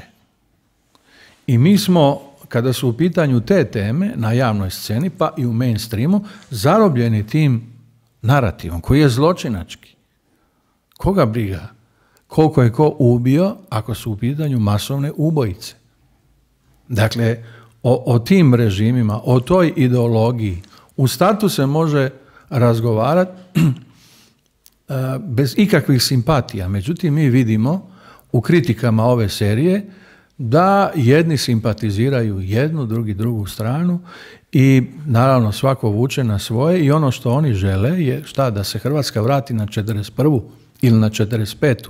Da to budu naše pozicije. Smeta im 91. Smeta im Tuđman. Ajde da budemo otvoreni do kraja. I jednima i drugima, vidite, jedni kažu da, Tuđman je kriv jer nije proveo lustraciju. Kada? U ratu da provede lustraciju. Da imamo, osim agresije i Domovinskog rata, još jedan rat, građanski rat. Pa, mi nismo bili u situaciji da provodimo lustraciju kao neke druge zemlje Europe. Jer smo imali rat. Tako da je te vrste primjedbi toliko su, kako bih rekao, djetinjaste i glupe, politički potpuno nerealne, da zapravo iza njih izbija nešto drugo. To je nostalgija prema onoj državi koju smo mi ili naši preci stvarali. Ja ću vam reći jedno. Moj djed je ubijen kod Maribora. Nije bio ustaša. Likvidiran je. Zadnje pismo je bilo iz Maribora. Negdje je ubijen, vjerovatno vezan, poliven krećom. Kako ide taj dress code partizanski prije ubijanja. Drugi je prošao križni put. Vraćao se duže s križnog puta nego što se vraćao s ruske fronte u Prvom svjetskom ratu. Međutim, ja nemam nikakve simpatije prema tom režimu NDH-škom. Smatram rukovodstvo ustaško jednom kulturnom, civilizacijskom sramotom svih Hrvata. Oni koji su na kraju napustili svoju vojsku, kao što je Pavelić, svoje ljude i pobjegli u dogovoru sa zapadnim saveznicima, našli utočište i tako dalje, sigurno nisu nešto što nam svjetla obraz. Mislim da Hrvati ne bi trebali biti društvo i zajednica koja slavi svoje kvislinge, toga ima u Europi ne naročito puno, a i ono što ima nije na cijeni, ima u Italiji, tu i tamo u Austriji, Njemačkoj, mada su tamo teže kazne, ali Bugari ne slave svoje kvislinge naročito, prvo zato što ih nisu koštali toliko kao ovi nas. Nisu, ako ništa, nisu se bavili holokaustom. U Bugarskoj su Židovi sačuvani. Bugari nisu slali svoje vojnike na Stanjigrad. A kao što znate, Pavelić je posebno pohvaljivan zbog toga što su naše postrojbe na Stanjigradu bile učinkovite. Dakle, ginuli smo za koga? Za naciste. Uopće razgovor o tim pozicijama preživjelih ideologija, preživjelih vojski, jedna je poražena 45. a druga je padom Berlinskog zida izgubila svaku vjerodostojnost jer je bila komunistička. Komunizam, kao što znamo, je nešto o čemu se u kulturnom svijetu više toliko ne raspravlja. On se pojavljuje kao neka vrsta undergrounda danas. Evo vidimo, na početku emisije smo govorili o tim subverzijama, ne znam s koje strane dolaze, jugoslavenska komunistička škola i tako dalje. Ali nema komunističke partije ni kod nas, ni blizu u našem okruženju. Prema tome, ako to braniš i to slaviš, ja ne znam zbilja kako možeš napraviti karijeru na tome. Kod nas je to očito još uvijek moguće. Sad tu ima jedan, kako bih rekao, nedostatak, ne? U ovome što govorite, bar mi se tako čini. Naime, aktualna hrvatska historiografija više manje nasljeđena od jugoslavenske historiografije.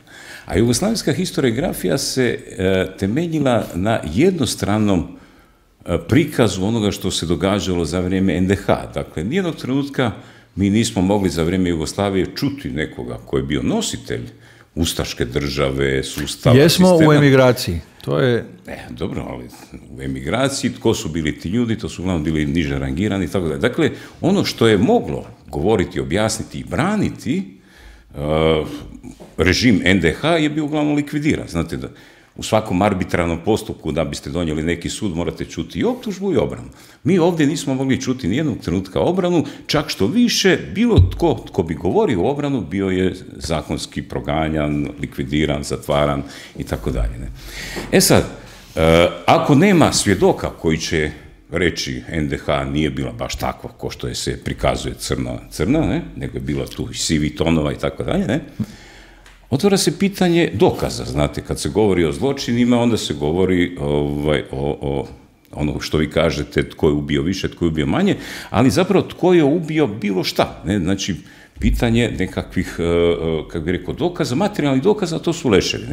Kad se govori o komunističkim zločinima, onda je tu, čini mi se, 1800 i raznih šumskih lokaliteta, jama, rovova, iskopano sa jednim strašnim brojem, procjene idu od čini mi se 80.000 što je uspjela ova komisija za rat zločin ili 90, a sa ovim nekim, kad se pribroji još ovu Sloveniju, to je negdje blizu 180.000, a s tim da to nije konačna brojka.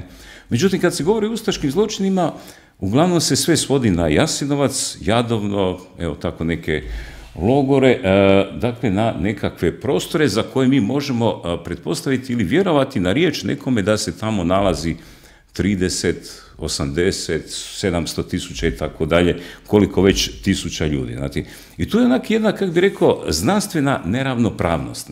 Ako ćemo znanstveno htjeti utvrditi što se dogodilo za vrijeme ustaškog režima i ako ćemo ga kvalificirati kao zločinački, pa valjda bi bilo prva stvar koju bi trebalo učiniti, dakle, ajmo iskopati pa vidjeti koliko je to, pa ako je to 2000, 5000, 500.000, ali barem da se onda to na neki način verificira i kaže evo to je to. I onda se temeljem toga može dalje onda ići u raspravu. To je bio prigovor jedne od ovih strana.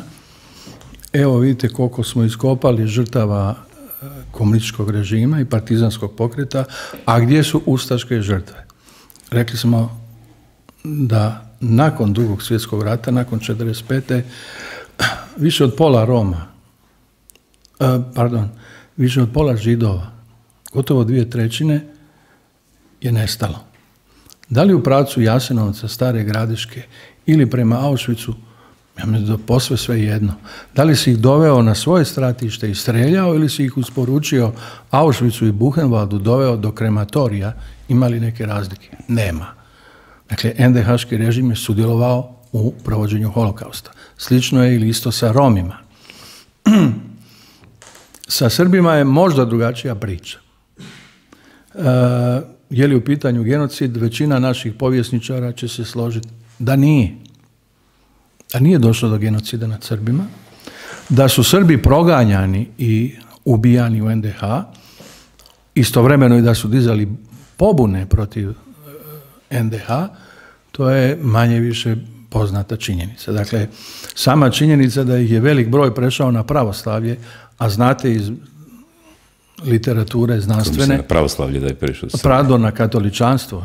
Pa iz crkvenih dokumenata, iz knjiga, čak i ovi koji su objavljivali ljudi sa našeg instituta za povijest, Akmadža i drugi, je vidljivo da je katolička crkva mnoge Srbe spasila pokrštavajući ih. Da su postojali čak i ugovori ili aranžmani između katoličke crkve, predstavnika katoličke crkve i pravoslavnih svećenika o tome i ugovori da se Srbi pokatoliče. Zašto? Ako ih niko nije protjerivao ili ubijao. Zašto? Onda, ako su ih pokatoličavali zato da bi ih pokatoličili, onda je to zločin, a ja mislim da nisu. Ja mislim da su ih pokrštavali zbog odmazde ili osvete ili čišćenja koja su se događala povremeno, svakako ne u broju koji postoji u službenoj jugoslavenskoj historiografiji. Ja nisam povjesničar, ne mogu o tome kvalificirano raspravljati, ali mi se čini logičnim, jer ako vas crkva pokatoličuje, onda postoji neki razlog zašto. U dokumentima crkvenim se kaže da je to zaštita od terora. Čijeg terora? NDH. Drugo, ako nisu, kaže se, evo, mi smo iskopali toliko, oni nisu ništa. Dakle, komunisti, partizani i kasniji jugoslavenski poredak, socijalistički, nije radio na iskapanjima iz prostog razloga jer bi se vrlo brzo ustanovilo da je taj broj žrtava koji su oni slali i na Nirnberški proces i kasnije prilikom ratnih reparacija kao jedan vid štete, nematerijalne, falsificiran. Vjerovatno veliki broj žrtava je izmišljen. Ja sam gledao neke dokumente, nisam ih koristio u ovoj seriji, ali ću vjerovatno u nekoj drugoj. Dokumente OZNE i UDBE o Jasenovcu. Iz spisa o suđenju Anti Paveliću. Dakle, kad je mu suđeno? On nije suđen. Suđeno mu je. Suđenje Anti Paveliću 50. godina. Korišteni su i kod suđenja Artukoviću 80 i koje je bilo 6. Pavelić je osuđen na smrt. Dakle, protiv njega se vodi... Njega se trebalo isručiti ili... On je osuđen, vodio se sudski postupak protiv njega i tako dalje. I nastao jedan zbirni, ja bih rekao, dosije koji je korišten u postupku protiv Artukovića. Glavninu tog dosjea činili su zločini u ustaškim logorima Jasenovac i Stara Gradiška,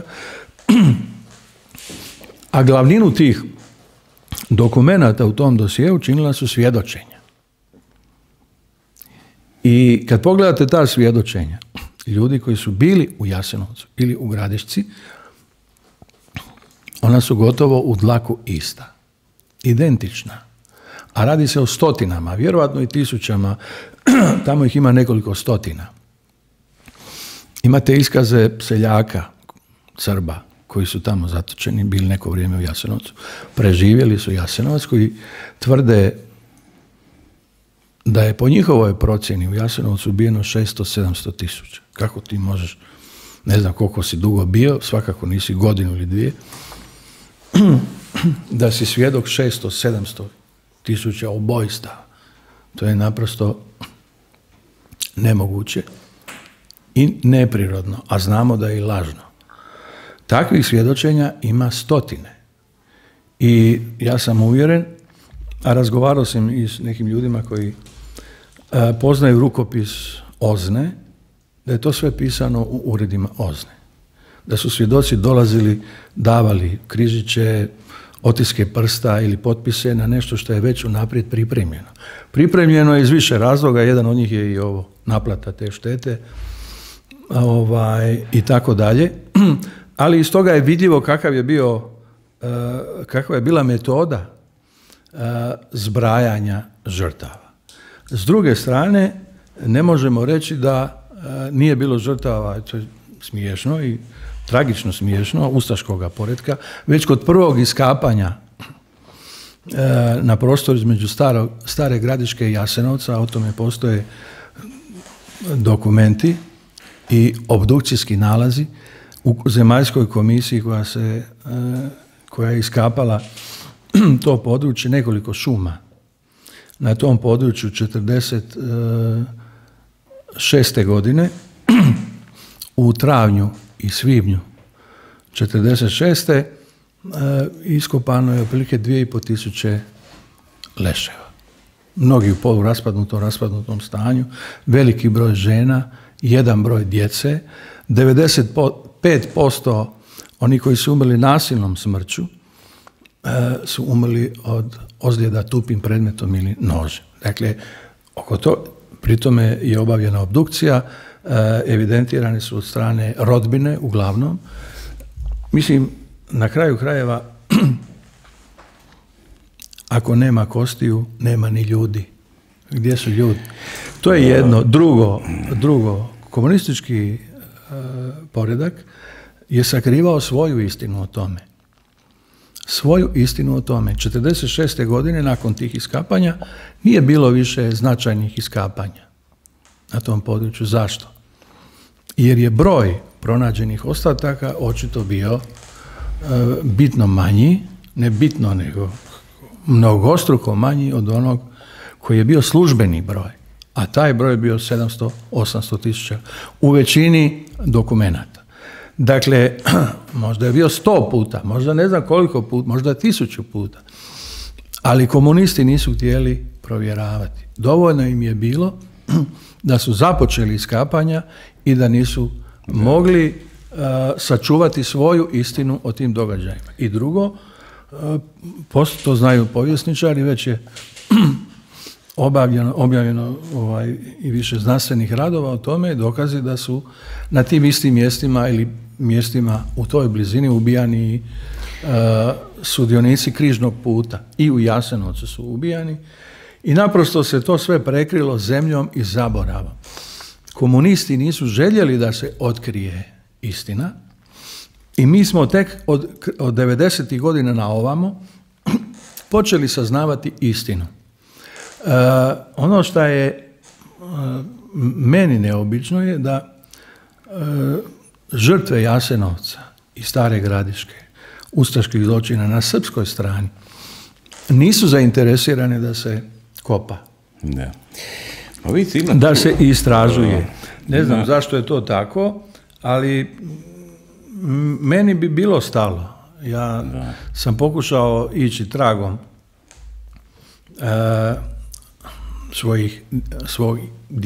svojih djedova, pa sam napravio seriju koju sam njima posvetio i mislim da je civilizacijski i, kako bih rekao, ljudski ići, tražiti ostatke svojih predaka, svojih bližnjih koji nisu neki daleki preci, to su ljudi koji su odgojili mog oca. A s druge strane nema takvog interesa. Dobro. Ne samo da ga nema, nego, kao što čujem, kupuju se zemljišta i to sa bosanske strane, ali i sa hrvatske strane, od strane Srpske pravoslavne crkve i nekih drugih krugova, i to zemljišta ovako koja bi mogla skrivati neke tajne, a Dodig je sa svoje strane otkupio, podržavio, da tako kažem, otkupio kao Republika Srpska zemljišta sa ove strane, gradine na kojima bi se moglo istraživati, a što je najbolji znak da se neće istraživati, neće se kopati. I to bi možda bio zgodan početak 6. epizode mog serijala Čuvari tajni 2. Mi istražujemo i mislim da je tu zapravo u Hrvatskoj, ja bih rekao, najslobodnija, najotvorenija politika. Dosta se istražuje, međutim imamo problema i kod istraživanja žrtava ovog rata, Domovinskog rata, o čemu je neki dan govorio ministar Medved. Nema nikakve suradnje sa strane Srbije.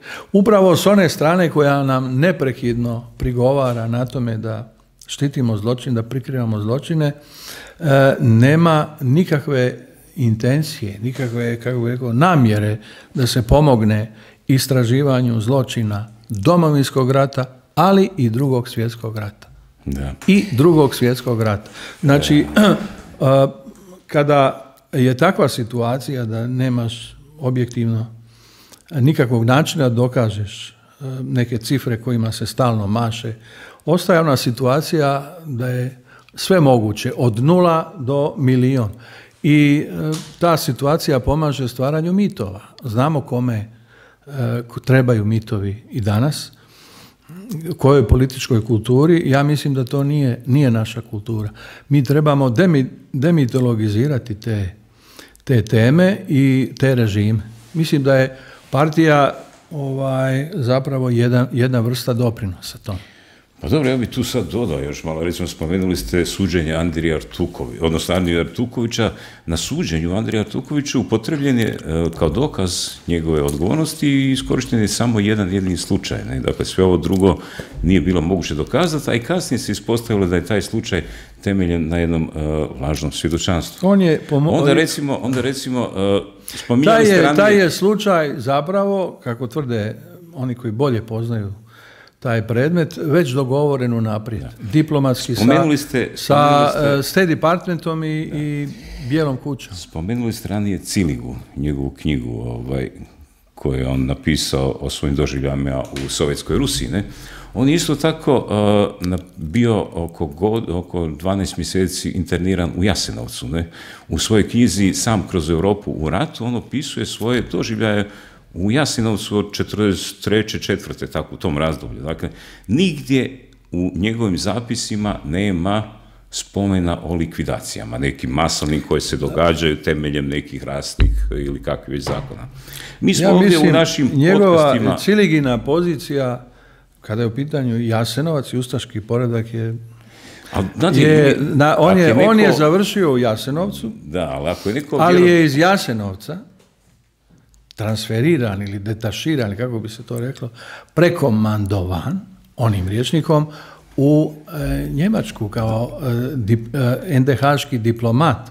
Dakle, on je bio s jedne strane ustaški povjerenik, on prve tekstove piše već kao diplomat. Da, ovu knjigu piše nakon rata se može reći da piše u duhu te svoje putanje. Dobro, ali sad je Ciliga, je li Ciliga koji piše o Rusiji lažljivac ili je Ciliga koji piše o NDH neko govori istinu? Znači, to je nezahvalno to kvalificira. Da sad ne raspravljamo puno ali čekajte još dalje da vam kažem. On tvrdi, recimo u ovim svojim knjigama nakon rata, kada je već dio političke migracije Hrvatske, da je Tito favorizirao Srbe.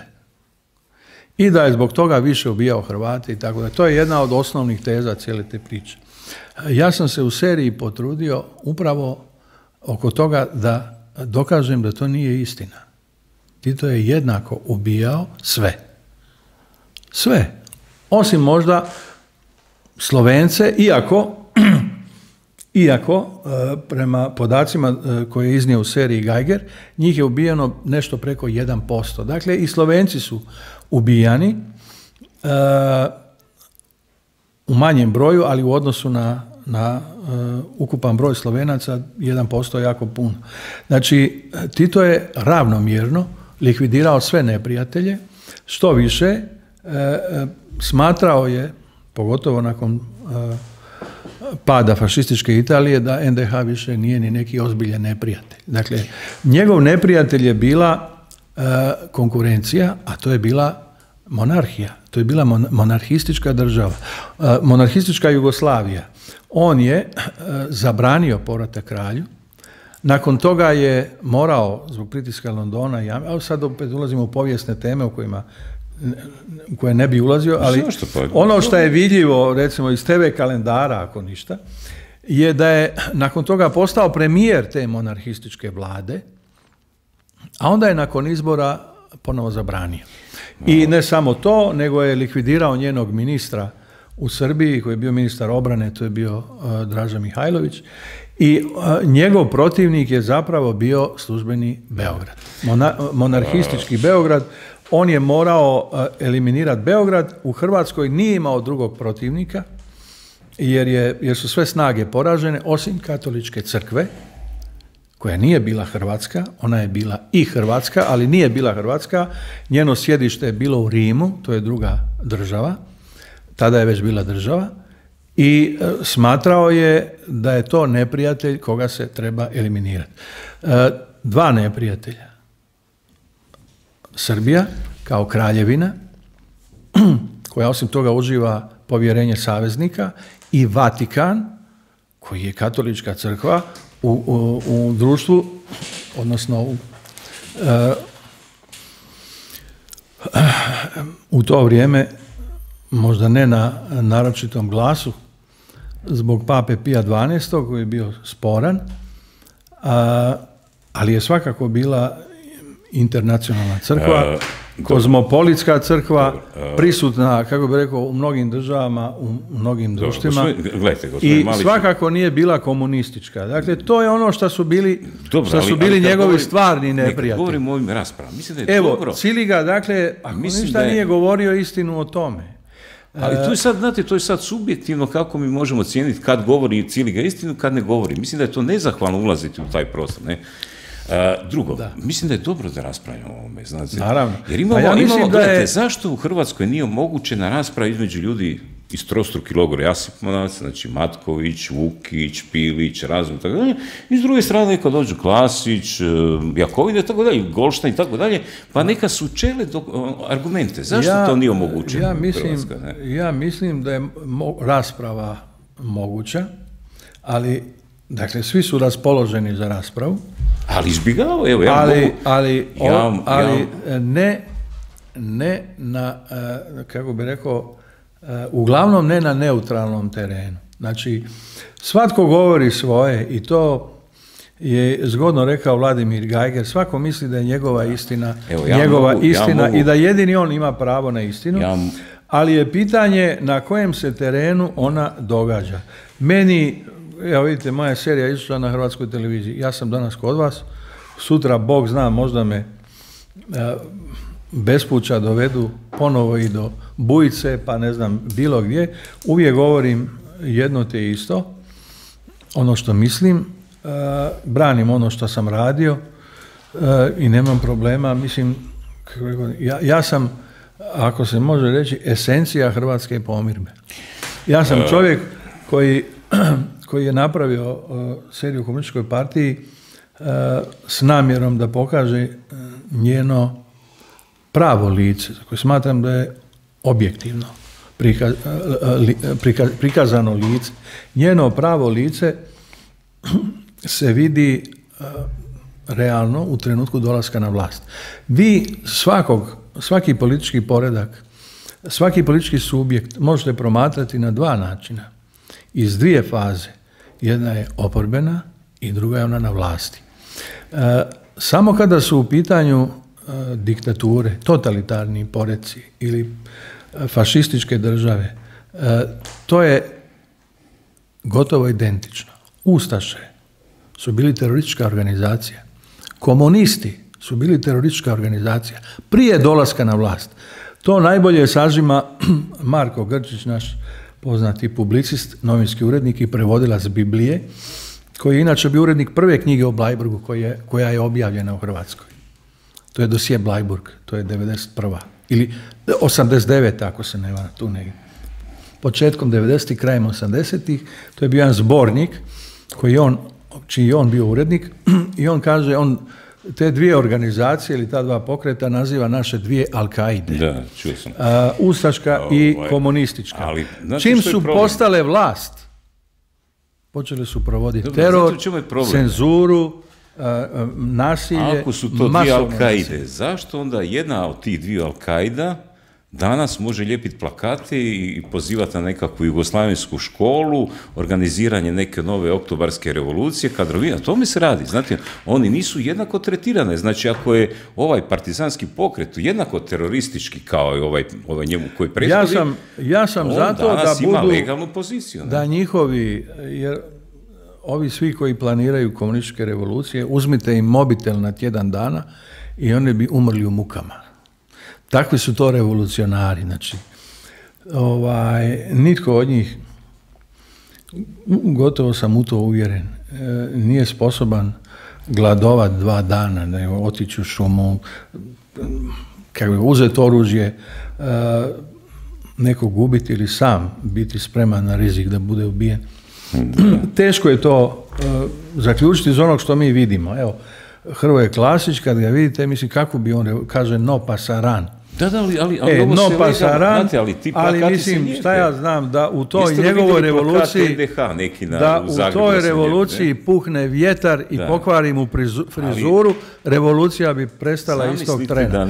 Prema tome, ja mislim da su to sve fiktivni revolucionari koji dobro žive od tog svog ideološkog rada, zamislite djelovanja. Da neko lijepi NDH plakati poziva na osnivanje, ne znam, nekakve potpuno ustaške isto. škole, Ja bi to isto tretirao. Mislim da ali to... sustav ne bi, sustav bi drugčije Ja mislim da sustav... Znači, sustav propušta u jugoslavensku školu, ali sigurno bi vi ste imali već represijski nastupio. Već je u Kumrovcu, ili ne znam gdje, privedena, odnosno sankcionirana, ne znam, neka djevojka ili žena koja je nosila jugoslavensku zastavu i mahala njome sa komunističkim obilježjima. Dakle, Tomislav Tomašević je mahao jugoslavenskim zastavama tamo na Kapelskim krestovima, kako se to zove, Trnjanskim jugoslavenskom zastavom na Trnjanskim krestovima, za to bi trebao biti kažnjen. A eto, on je dalje gradonačelnik Zagreba, znate. Ne? Ja mislim da je to... Vidite, ima tu jedna mitologija, mislim da je to... Postoji jedna mitologija. Ne, to je... Postoji jedna druga stvar. O njoj možemo jednako otvoreno govoriti. A to je, što oni često i naglašavaju, komunisti, da su oni pobjednička strana. Nažalost, sa stajališta demokratskih država, čiji smo mi dio, Europske unije, NATO pakta, zapadni, to je ta istina. Što više, Tito je bio puno duže suradnik, odnosno partner zapadnih zemalja, zapadnog poretka od Staljina. Staljin je bio prvo saveznik, pa neprijatelj i dugo vremena opasnost za poredak koji je Churchill u ovom svom čuvenom govoru nazvao do željezne zavjese. Znači, Tito je bio neko izvan željezne zavjese i on je do kraja života, pa čak i dugo vremena nakon što je umro, bio, ja bih rekao, prihvaćen na zapadu kao čovjek koji se suprotstavio Hitleru i suprotstavio Staljinu. Ovo za Hitlera nisam siguran. On je naime u trenutku kad je Staljin potpisao pakt sa Hitlerom, pristao na taj pakt, nije bilo jedne riječi, kako bih rekao, pobune sa strane jugoslavenskih komunista, mirno su prihvatili ulazak nacističkih trupa i ruskih u Poljsku, sovjetskih. U trenutku invazije na Jugoslaviju, dakle okupacije Jugoslavije, Komunistička partija ne šalje poziv na ustanak, nego svoje članove upozorava da budu mirni i hladnokrvni, da sačuvaju hladnokrvnost, to je njihov izraz. Ne pozivaju na otpor i na oružje. Tek nakon napada na Sovjetski savez, što je ovdje kod vas već milion puta rečeno, znači da je Hitler ostao u savezu Staljin sa Hitlerom, Tito bi ostao Quisling. Sigurno bi ostao Quisling, barem jedno dugo vrijeme. Što znači, i mislim da je to jedini razlog zašto se ove teme, na kraju krajeva britanska vojska je izručila zarobljenike Hrvatske i ustaše i domobrane. I ne samo da im ne bi bilo drago da se o tome govori, nego kao što znate iz slučaja Tolstoj učinili su sve da se o tome ne govori i da arhive, pa čovjeka su sankcionirali, doveli ga do bankrota u nizu suđenja, prema tome oni ne žele da to postane istina. Mi smo manje više osuđeni na to da u 21. stoljeću ponovo otkrivamo sve te iste stvari, ne njima, nego nama i generacijama koje o tome ne znaju puno ili ne žele puno znati. Ja sam seriju uglavnom radio zbog njih. Ne za povjesničare, to bi bilo smrtno dosadno. Da radiš seriju za povjesničare, koga to zanima. Ali možda bi mlade moglo zanimati. Zato sam uveo element istrage. Element istrage je nešto što se sad događa u ovom vremenu. I baca sasvim drugo svjetlo na ono što bi trebala biti neka vrsta političke arheologije. Ti su ljudi davno ubijeni, njihove su kosti negdje, ali kad ti to danas istražuješ i kad se vidi da je ta istraga stala, da neko ne da da se ona provede, to tek onda ima, kako bih rekao, svoju aktualnost i svoj... Radi se, dakle, cijela ta povijest, nedostaje oni fini sivi tonovi. Znate čega je crno-bijela prikazana, ne? Ja mislim da je neko je rekao da je to i švedski sindrom našega društva. Mislim, cijeli niz, evo recimo, jednom prilikom sam razgovarao sa Slavkom Goldsteinom. Pitao sam ga je li spreman sa Igorom Vukićem ući u studio tu kod nas da raspravljaju, da izlože argumente. A šta ste zauvatili tog Vukića, brate? On je jedan od tih. Vukić tvrdi da je to bio radni logor gdje se umiralo od povreda na radu. Nigdje ne spominje, mislim, izvlače Paveliću to da je on uveo rasne zakone i onda ukinuo rasne zakone, ukinuo je rasne zakone 3 dana nakon Hitlerove smrti. Više nije bilo nikog... Maliću, ne date mi da kažem. Oprosti. Znači ja kažem Slavku Goldsteinu, dođite i dajte argumente ukrstite, da vidimo šta će ispasti iz toga. Ne? On kaže, vrlo rado, ali ne kod vas. Ne? Zašto ne kod mene? Ne? Ja čak šta mislim. To znači? Ne? Znači, to ja bi sad trebao gdje organizirati? Ne? To znači zapravo na fini način odbiti. Ne? Slavko Goldstein je rekao da nema leševa zato jer su oni bili pokapani na nasipu u Savu, a tamo se nalaze nekakve kalcijske strukture, vaptenske, ovakve, onakve koje rastapaju kosti. Njegov sin je rekao da su doveli Ustaše onu drobilicu, pa zato nema kosti. Kako oni znaju da nemaju kosti ako nije iskopano? Znate, to je zanimljivo. Ne? Pogledajte Jadovno, slučaj Jadovno, Šaronova jama. Ne? 2 speleološke ekipe su ušle unutra, službena historiografija kaže 40.000 ljudi, nisu ništa našli. Ja mislim, i to se pokazalo u ovih 30 godina, da je hrvatska desnica spremnija za dijalog od hrvatske ljevice. To se pokazalo ne samo u historiografiji, s tim da se razumijemo, niti je Goldstein, Slavko povjesničar, a pogotovo to nije Igor Vukić. Dakle, ni jedan ni drugi nisu povjesničari. Oni su pisali neke knjige. Goldstein je imao i drugu ulogu, ne samo historiografa u Hrvatskoj.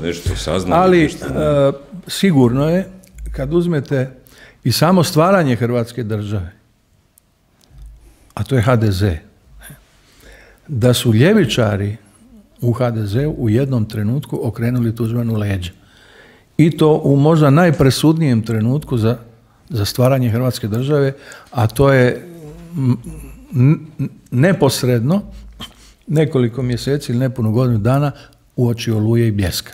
Znači, u trenucima kada se spremalo oslobođenje Hrvatske, Stipe Mesić i Josip Manolić su odustali od podrške Tuđmanu, pokušali su ga smijeniti. Što znači da njegova politika pomirbe je imala bolji odjek ili je bolje prihvaćena u krugu njegovih, u navodnicima ili bez njih, desnih suradnika. Zašto je to tako? Pa ja mislim da je to zbog toga što ljevica je od prvoga dana, komunistička ljevica je internacionalistička ljevica. Dakle, ona nije... Jedno krucijalno pitanje u cijeloj priči. Ne? Dakle, vi kažete 22. lipnja je komunistička partija krenula u neku borbu. Ne? Zapravo, 22. lipnja 1941. godine izbio je građanski rat između Hrvata komunista i Hrvata ustaša, domobrana i tako dalje. I to je jedan građanski rat koji u raznim formacijama traje do današnjeg dana. Tako je. Znate, sad, da bi taj rat na neki način završili, da bi zaista proveli to izmirenje sinova, kako se kaže, ustaše partizana, ja mislim da je nužno da se o tome, da se stvori jedna mogućnost da se o tome raspravlja, da se argumenti nekako, evo, ko što nas dva sada tu razgovaramo, raspravljamo, malo se razlikujemo, tako dalje, ali mislim da je to jedan put. I sad zamislite na jednoj razini nekakvih akademskih krugova da se ukrste tako u argumenti. A ne moraju se ukrštati. Mislim, nek ljudi pišu. Ja nisam protiv ali toga da pišu i jedni i drugi. Isto tako sam protiv same ideje rehabilitacije bilo kojega od totalitarnih režima ili diktatura. Niko živ ne slavi kvislinge, niko živ ne slavi komuniste. Pa gdje u Europi ih slave? Koji su to narodi, pogotovo demokratske države koje to slave? Oni koji to slave su Rusi. Kako bi rekao. U Rusiji vi imate ali imate u Hrvatskoj proslavu, toga, ne? U Hrvatskoj slave komunističke te neke datume, 27. srpanj, 20. lipanj, Trnjanske kresove, Dan mladosti, Titov rođendan, znate, cijeli niz datuma. Oni slave i to je jedan, ja ne bih rekao čak ni da je paradoks, to je naprosto nešto što možete prihvatiti s jedne strane kao činjenicu, dakle pobjeda 45. je njihova pobjeda. Oni su pobjedili. A ko je pobjedio tada? Nacizam i fašizam. Saveznici. A ko su bili saveznici? Zapadni saveznici i Sovjetski savez. Tada je pobjedio Sovjetski savez. I dan danas u Moskvi se slavi Dan pobjede. Znate da redovito slave Dan pobjede, to je najvažniji praznik u Rusiji, koja više nije sovjetska. Ne slave revoluciju. Evo, 2017. bila je gotovo nevidljiva proslava Rusije, oktobarske revolucije u Moskvi. Samo Komunistička partija Moskve ju je slavila, što je bilo nevidljivo. Država je nije slavila. Dakle, ne slave Lenjina, a slave Staljina. Na tu proslavu su često dolazili predstavnici zapadnih demokratskih država, europskih i nekih drugih. Znači, znaju se pojaviti na Danu pobjede. Jugoslavija nikad ne bi bila oslobođena bez Staljina. Staljin, projekti sovjetizacije koji su provedeni i prije Staljina, a pogotovo u njegovo vrijeme, su istovremeno na mikrorazini provođeni u Jugoslaviji.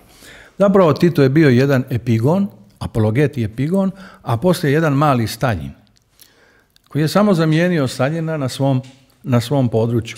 I što je rekao jedan kritičar komunizma, kada je spominjao Tita i taj broj žrtava u odnosu na žrtve koje je Staljin počinio, često se kaže, ali Tito je puno manje. A šta bi bilo da je Tito upravljao Sovjetskim savezom? Da li bi onda bilo puno manje? Dakle, ja sam, i u pravu ste oko toga, uvjeren da se oslobođenjem istovremeno slavi, kada se slavi oslobođenje 45. slavi i poraz i pobjeda. Poraz jedne diktature i pobjeda druge diktature.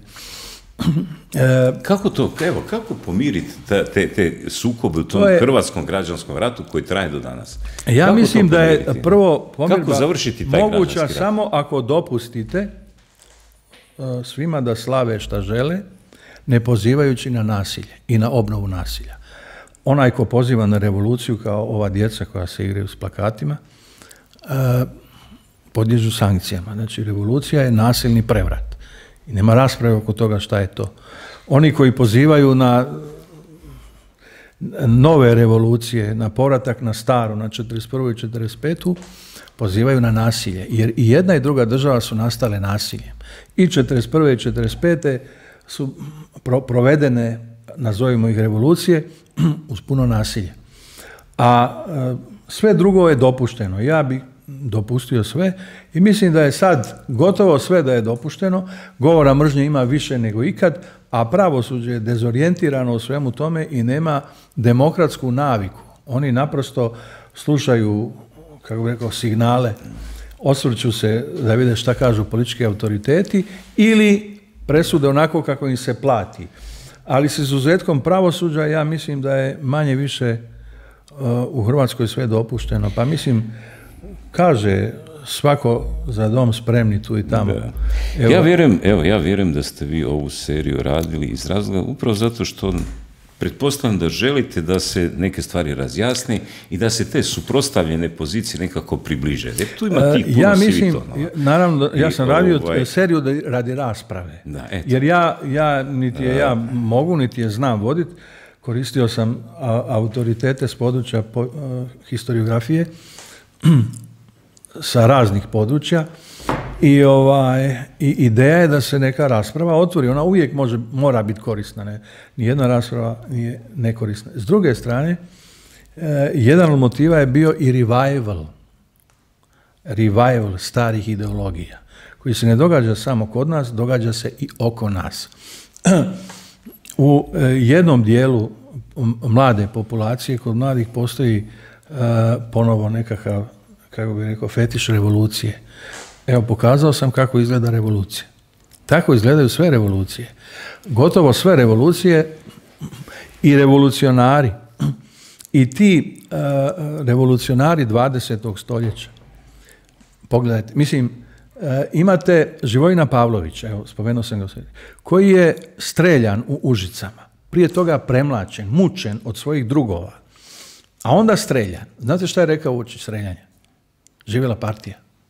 On koji je u knjizi, niko bolje, evo, ako budete u prilici pročitate tu knjigu, niko bolje nije opisao partiju iznutra kao on. A ipak uoči smrti kliče partiji. Enström, zapovjednik SA postrojbi. Znači, prve nacističke paravojske. Šta kaže uoči streljanja? Živjela partija. Živio Hitler. I još je rekao, volio bi da je tu, pa da me on strelja. I raskopčao je košulju, pa su ga streljali. To isto kaže Saint-Just.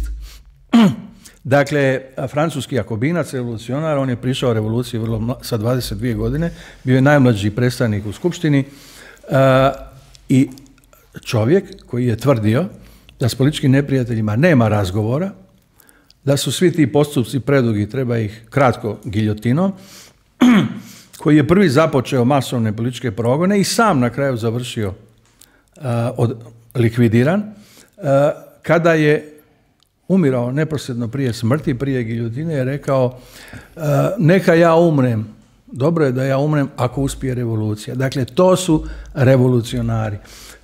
Ja mislim da to nije, kako rekao, neka moda za kojom se mladi trebaju povesti. Ja sam bio na Kubi prije 20 godina, možda se nešto u međuvremenu promijenilo, jer mi kažu da nije, ali tamo sam čuo o Che Guevari priče koje se ovdje vezuju uz Arkana. Danas kad vidite da klinci nose majicu sa natpisom Che Guevare, kada pitaš, stani, pa ili ti znaš koliko je taj ljudi ubio? Gospodin Maliću, potrala ovaj naš razgovor. Evo, hvala, doviđenja. Hvala vam lijepo i ne samo na razgovoru, nego na ovome što radite. Mislim da je to jako korisno, da proširujete tu jednu perspektivu na našu povijest. Mi uskoro objavljujemo 5. knjigu ove naše edicije Velebit, koja će isto tako malo rasvijetliti to jedno sporno razdoblje 41-45 sa jedne drugačije strane i evo, želim vjerovati da je ova Hrvatska zemlja u kojoj se ipak otvaraju prostori za ovakve raznolike rasprave i uvide u ta neka sporna razdoblja naše povijesti, a u cilju samo zato da se konačno taj građanski rat završi. Što se mene tiče, završili smo.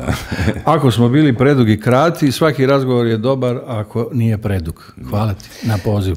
Evo, toliko za sada. Dragi prijatelji, 48 sati nas dijeli od sljedeće emisije, a možda 2 tjedna od ove naše knjige. Dakle, vidimo se vrlo skoro.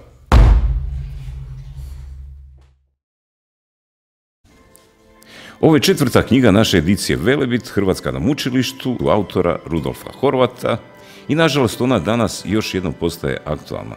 Iako danas nitko ne napada hrvatske granice, iako velikosrpski nasilnici ne bombardiraju naše gradove, mi danas, kada smo konačno stvorili vlastitu državu, ipak još jednom osjećamo, nažalost, ugroženost svoga identiteta. Iz tog razloga nameće nam se danas kao nužnost ponovo izvući iz zaborava sve one političke smicalice, manipulacije i prevare, kao i one svirepe torture, zločine i kriminal koji su Hrvate otjerali u dvije jugoslavenske države. Ova knjiga Hrvatska na mučilištu, uz pomoć, nažalost, skupo plaćenog, pa stoga i vrlo dragocjenog povijesnog iskustva, razotkriva perfidne metode obmana koje se danas šire suvremenom Hrvatskom i koje pokušavaju ugroziti duhovni i fizički opstanak Hrvatske države i naroda.